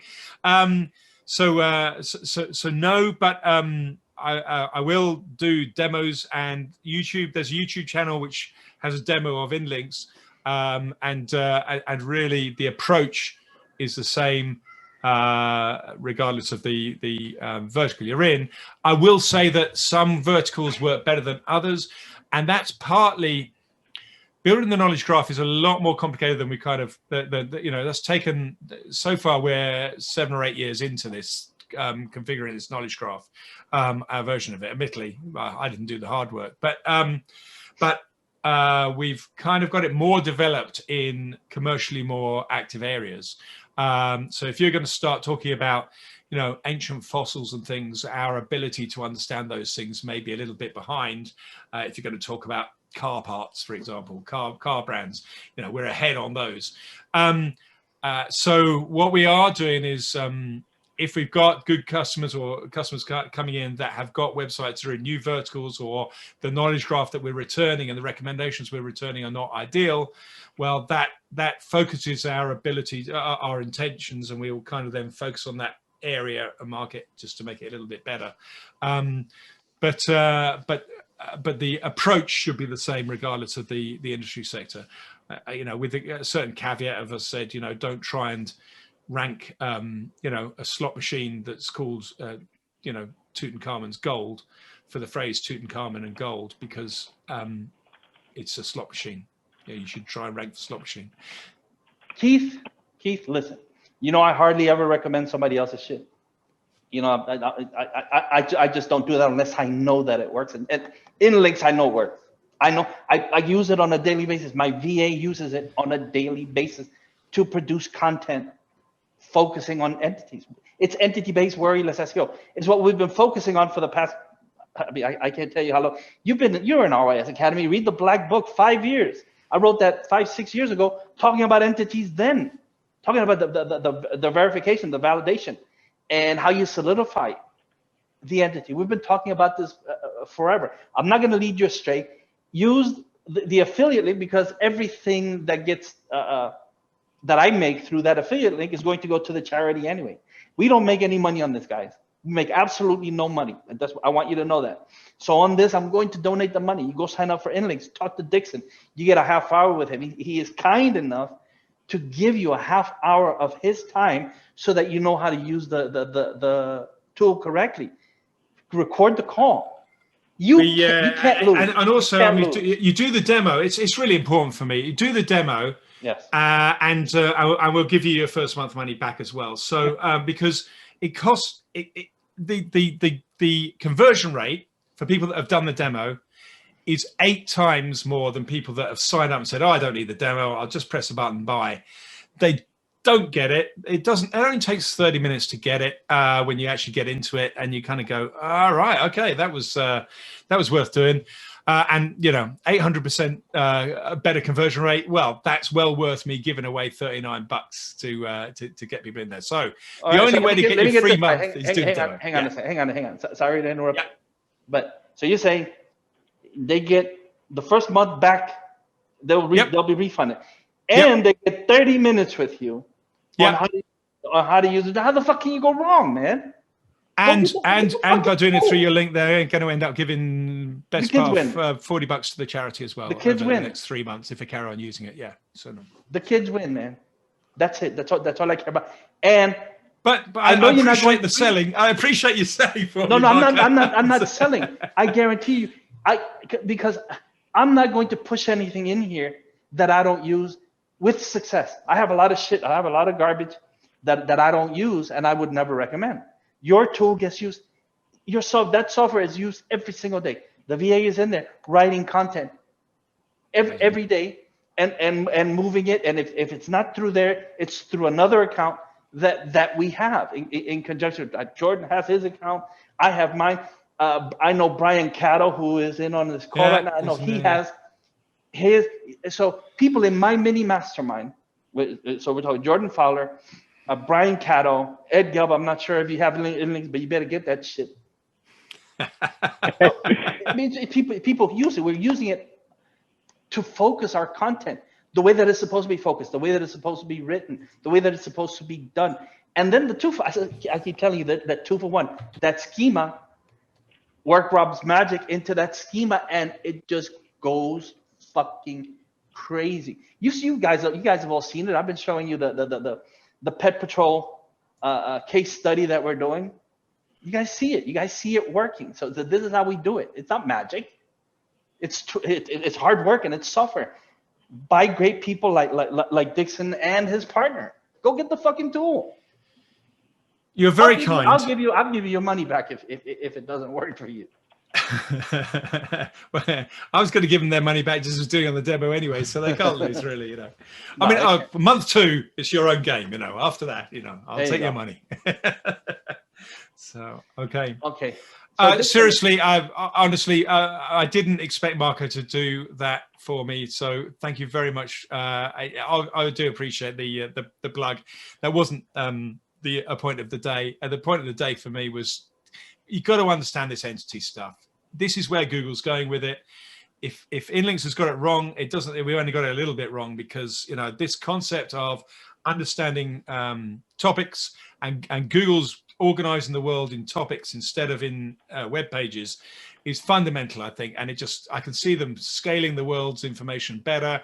I can see them taking data from other data sources, and eventually they'll feed your health records in there and your criminal record in there, and it's going to be shit scary. And and I don't, I'm not saying this is all good, but what I am saying is that the way for them to start all this is to pretty much start creating entities, and eventually every one of us on the planet is going to have our own bloody entity record, and we're going to regret it then.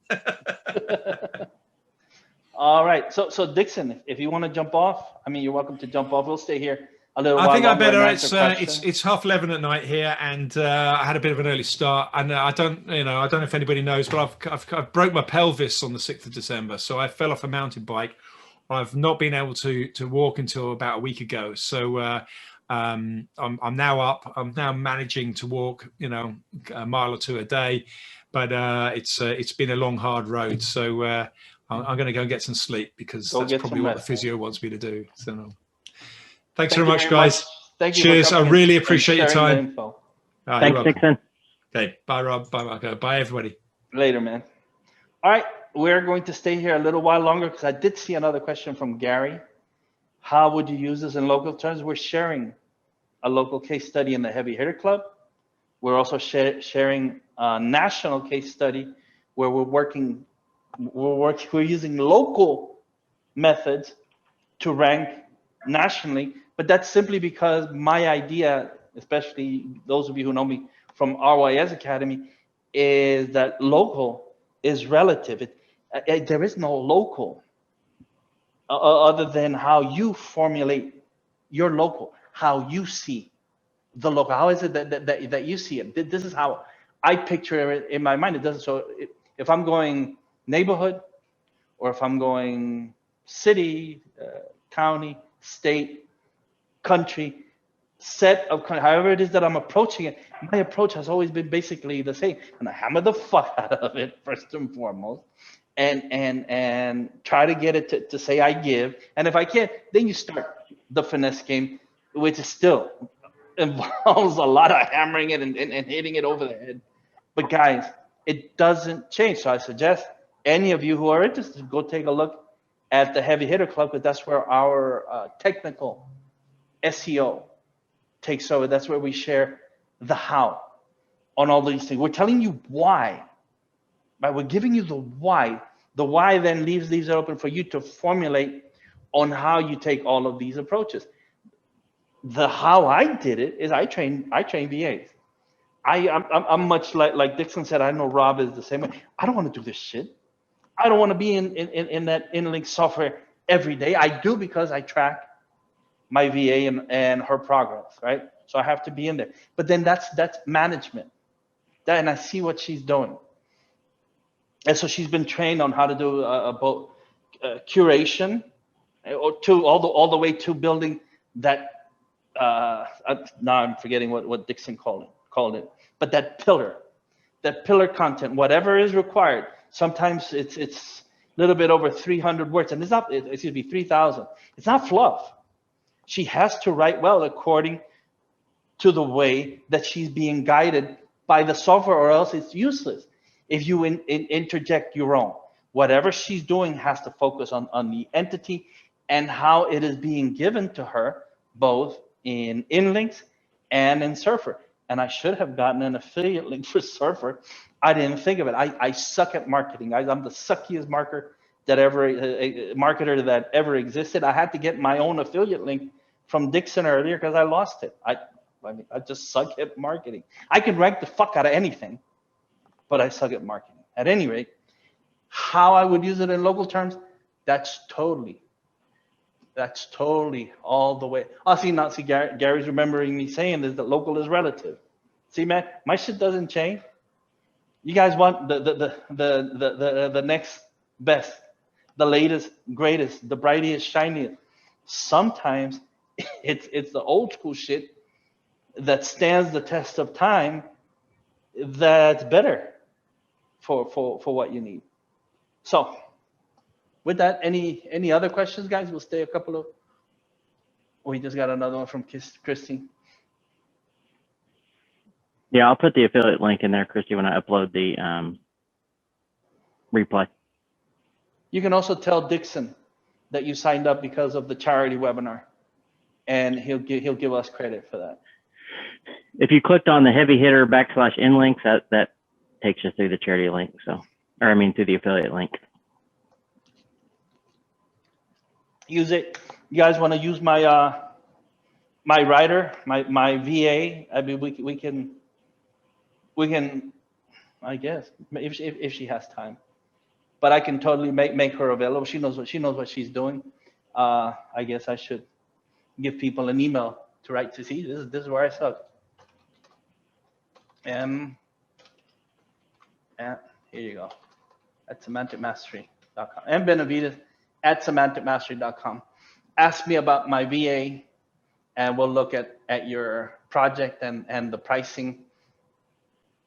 And we can talk, because she can totally just kill content. Look, it doesn't matter. She knows entities and how to write for them, and she knows how to use the software. So we can do it that way too. Anybody else? It looks like this also takes the place of BuzzSumo for topics and trends. Don't use BuzzSumo for that. How do we teach VAs to be effective as yours?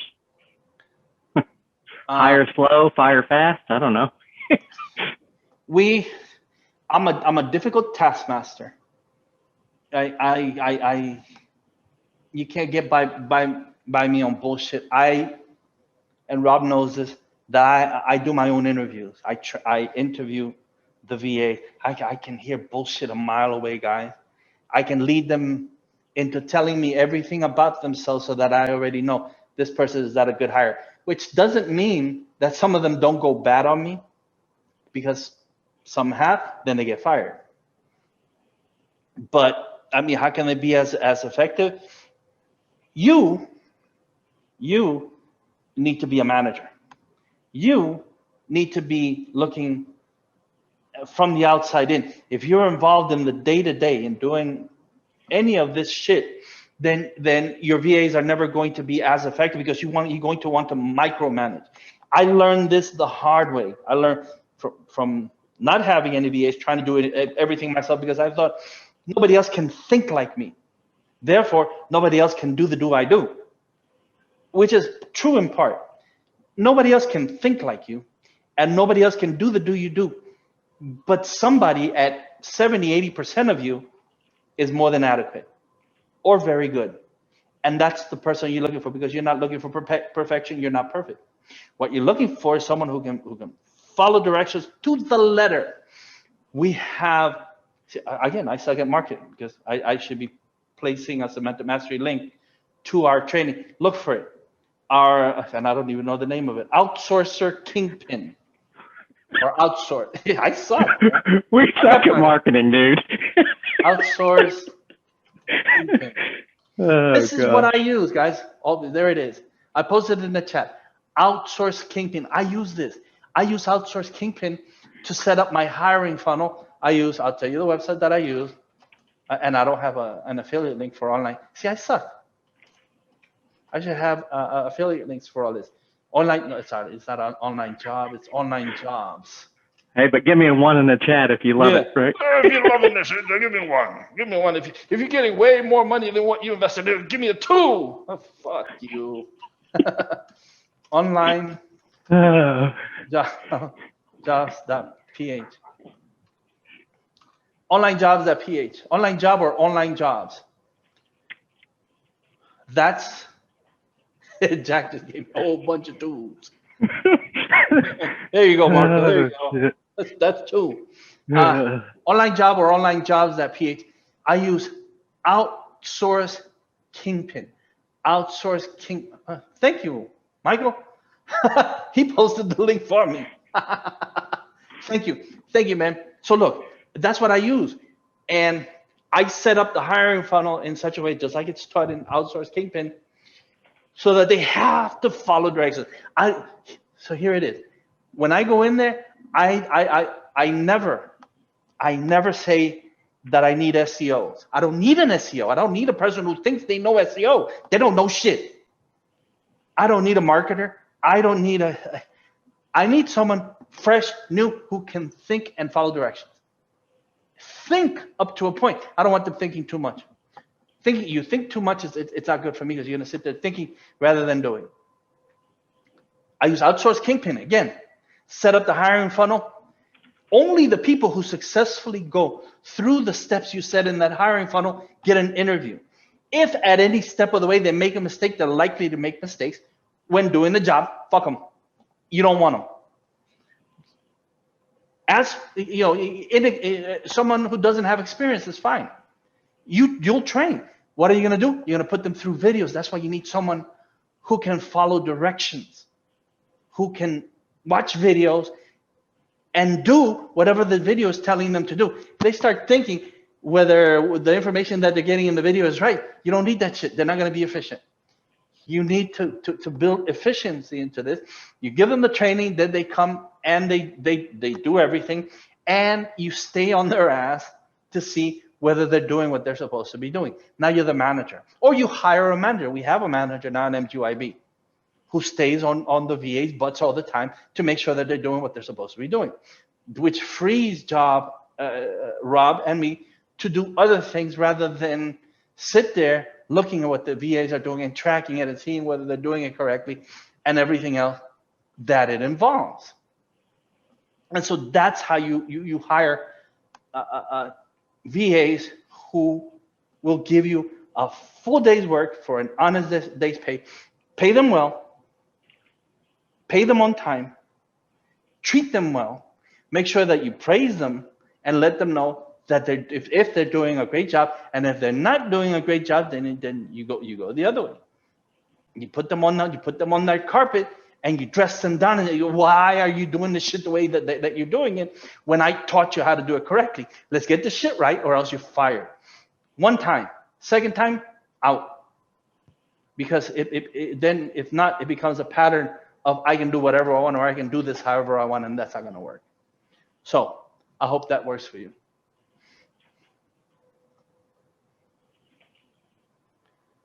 Anybody else?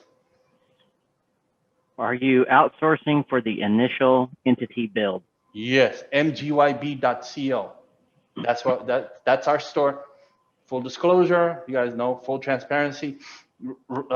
Semantic Mastery, Rob, and me have a store called MGYB. Make Google your bitch. Very original, right? We're great at naming shit. Rank your shit. Make Google your bitch. It's our store. Done for you services, and it's exactly what we use for the entity build. Then it's the training and the heavy hitter on how to apply the schema. Once you have it, right, then it's fine-tuning the content according to InLinks suggestions and Surfer. So so what you're trying to do is build a system, Chrissy. You build a system so that you know exactly how it is that you're getting results. Then it's lather, rinse, repeat. Once the system is in place, the system takes over and you get results time after time after time because you're doing it the right way. You're manipulating at the entity level, and Google is set up to be manipulated at that level. It's that simple.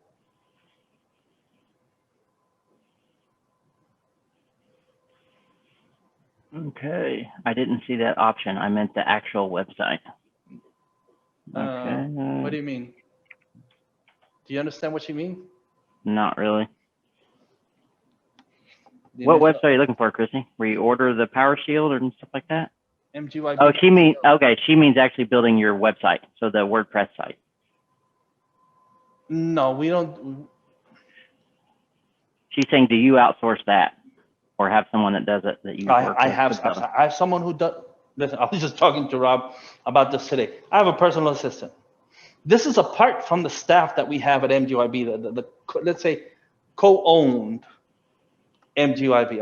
Apart from that staff, I have a personal assistant. I have virtual assistants. I have developers.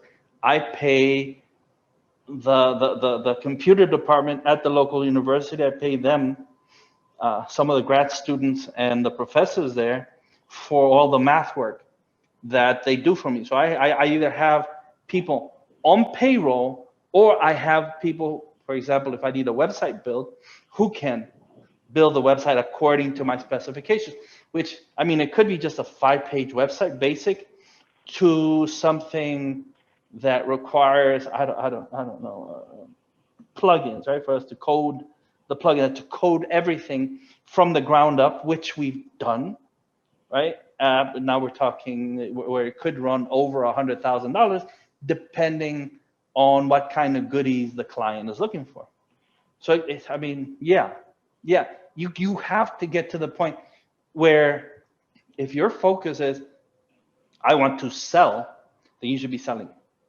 If your focus is, I need clients, then you should be out getting clients, or you should be, most of your day, except for an hour that you're going to overlook your system to make sure everything's in place, should be focused on getting in front of people. It should never be you building the website, writing the content, doing the GMB posts, doing the press releases, I almost gave that away, hooking it up so that it all works like a fine-oiled machine, so that you can just get those repeatable results. You can never get repeatable results unless you build your system, or unless you go and get someone to start doing all of these things for you. I understand in the beginning, it's you have to bootstrap it, or it's on a very limited budget, so you can't afford. If you need $100,000 website, you are going to have to put in the sweat equity for that $100,000 website. But maybe what it requires is a $5,000 or $10,000 website, which is totally doable. But then that's up to you. Someone who will come in and install the plugins and fine tune them the way that you need. Someone who will do all of those things. Yes, all of that, everything. I mean, I've been at this for 18 years. And so, yeah, all of that has to be outsourced, or else there just isn't enough time in a day to do everything. Anybody else?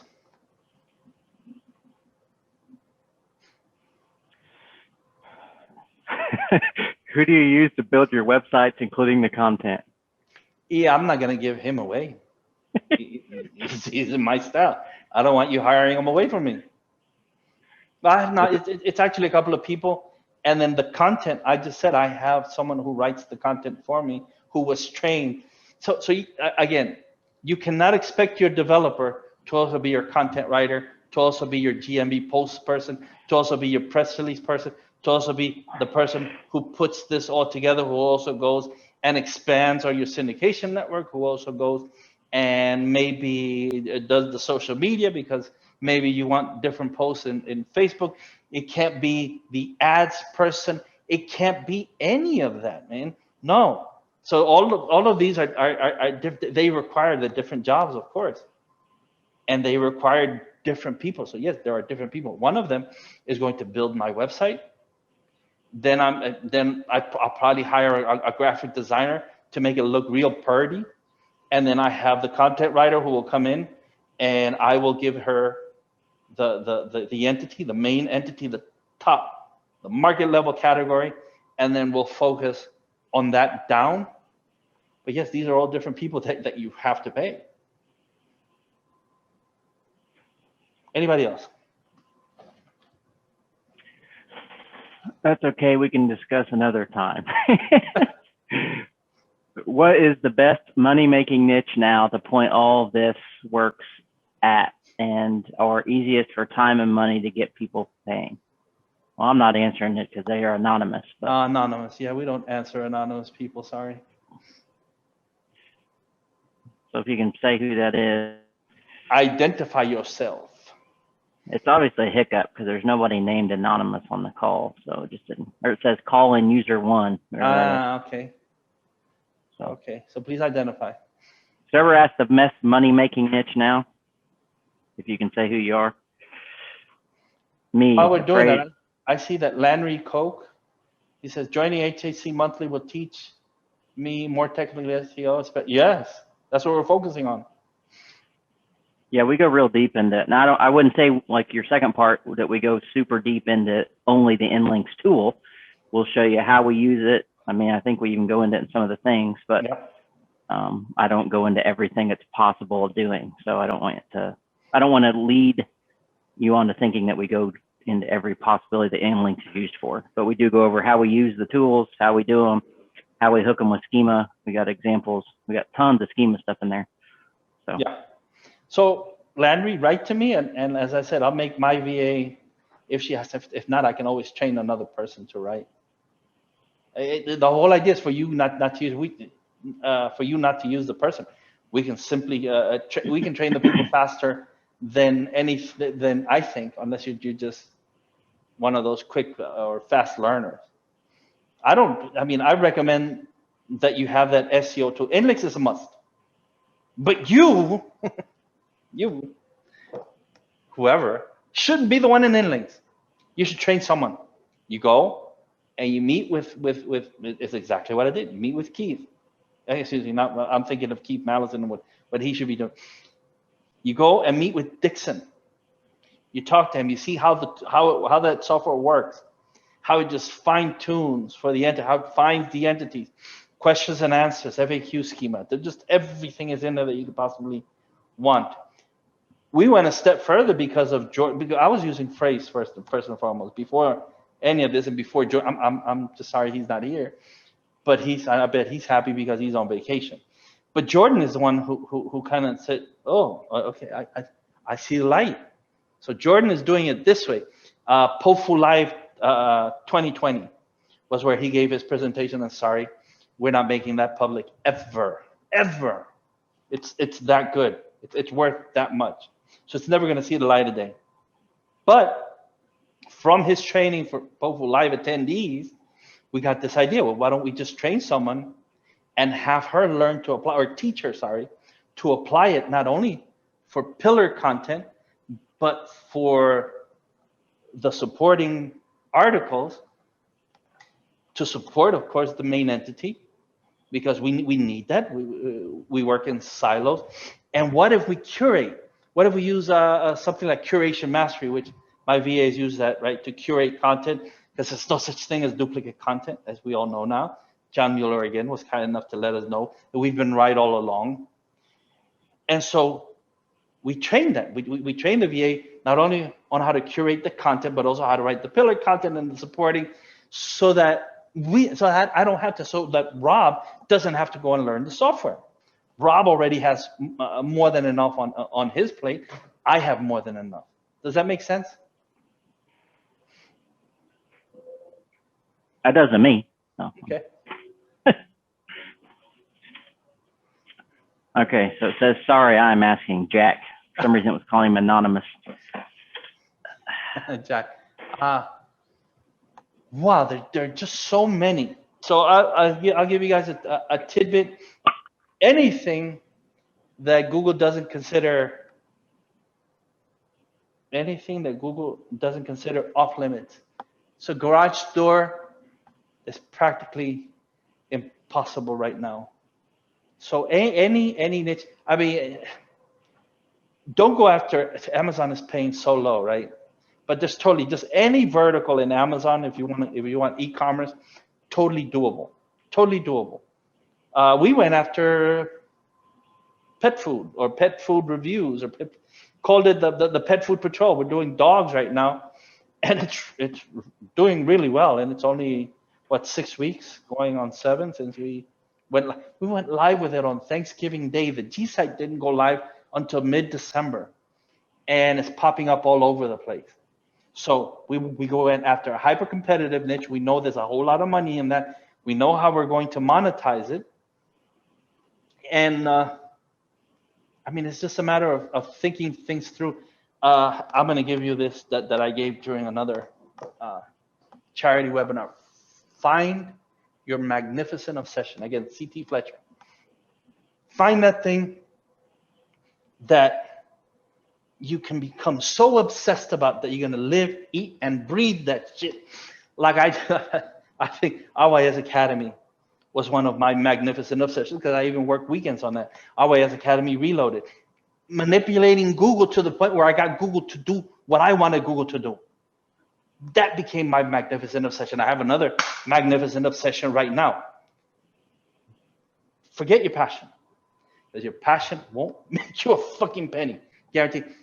My charity, the charity that I'm supporting right now, is my passion. It's what I'm passionate about. I love kids.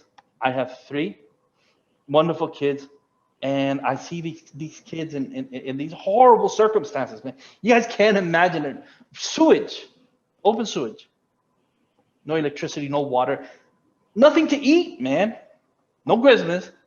Some of the parents won't even tell the kids that it's Christmas because they can't give them shit. Some of the kids thinking Santa Claus doesn't like me. Santa Claus doesn't love me. Why doesn't Santa Claus love me? Because he didn't come to my fucking house this Christmas. That motherfucker skipped my house. The fuck is wrong with me? What the fuck is wrong with me that this fucker brings presents to everybody else but me? Gotta think about these things. That's my passion. I want to get as much money to this charity as possible. So that means I spend money on my passion.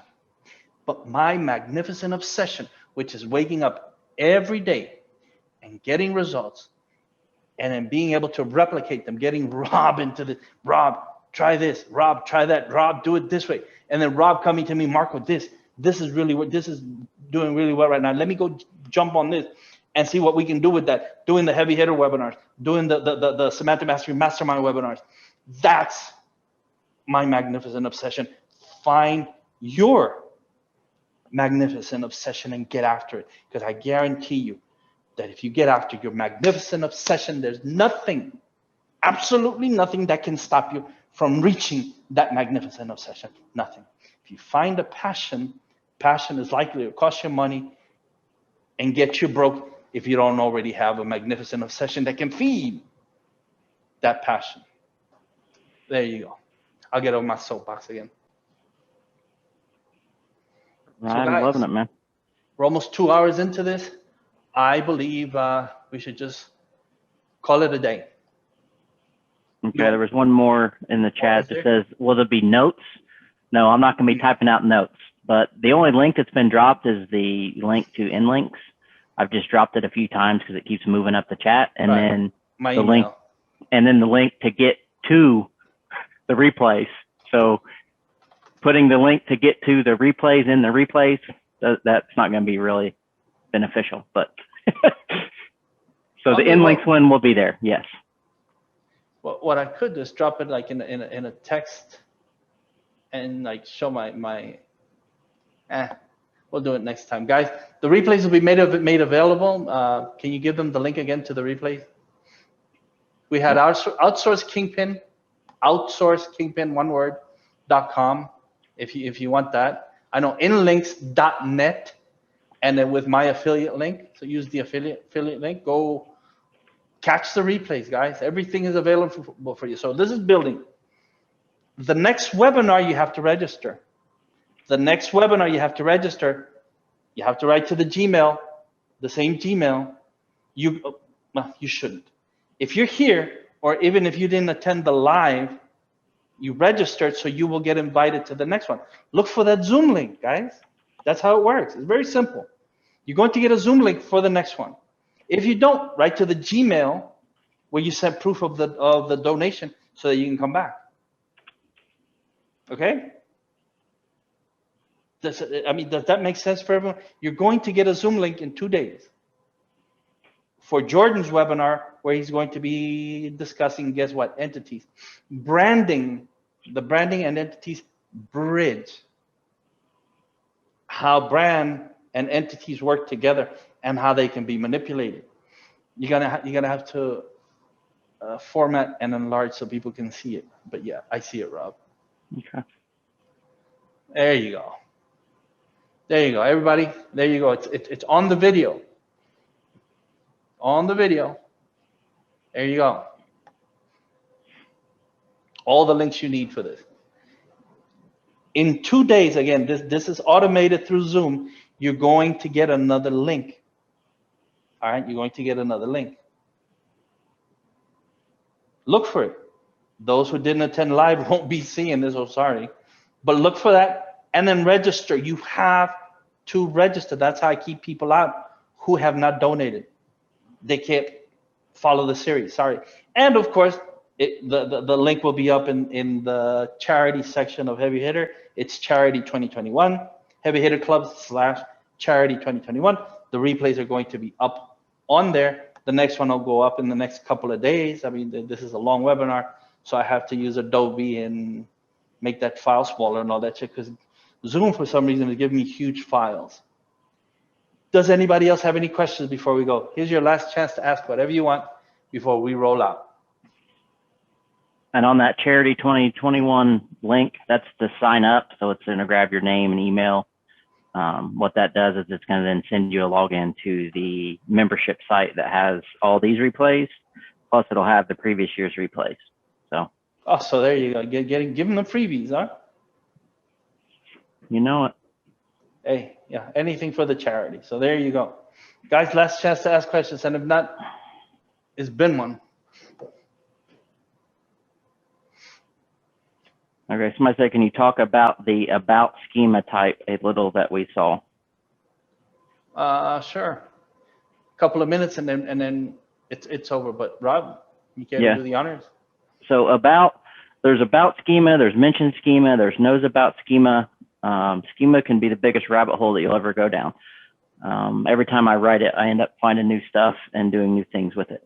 But the about is for, so there's schema types. There's like the ones that most people know about: local business, fact schema, stuff like that, right? Those are the ones most people know about. But there's website schema, web page schema. Those are where you can have about and mentions. And what you're doing is you're telling the bot, this website is about, and then you tell it what the website's about, and it mentions these other things. So basically you can tell it, here's what the main topics or the main entities, which is what that InLinks, when Dixon's popped up, the schema that he showed that InLinks provides, that's kind of taking the information and telling you what type of schema to write to go after those keywords. So it's telling you what are the main entities that the websites are about, and what other entities do those websites or web pages mention. So that's all you're doing. You're speaking to the bot at a code level to say, this is my website. Here's the URL. Here's the stuff this website's about. Here's the things that are mentioned on this website. And that's the simplified version. And if you go back in that and you can see the screenshot when he put up the about and mention schema, that's the tip of the iceberg. Yeah. I mean, I've written some about and mentioned schema and stacked some stuff to where it locked up the structured data testing tool. So like when I say it's the tip of the iceberg, I mean that a lot. And we go crazy deep into schema. I mean, we spent several webinars only about schema in the monthly HHC. So it's hard to go real deep because it's so complex in a short time like this. But that's the nitty gritty about the about schema and mention schema that Dixon brought up. Perfect. So in short, right, you have the structured data. You have the structured data, which is the code which speaks directly to the bot, so that the bot can then go to the unstructured data, which is your content, with a pretty good understanding of what your content's about. Now, when it crawls your content, it already has the reference, the schema reference to tell it what the content's about. But now what we're doing is by fine tuning for the entities in this niche and whatever it is that we're talking about, now we're giving the bot more structure. So we're kind of structuring the unstructured data.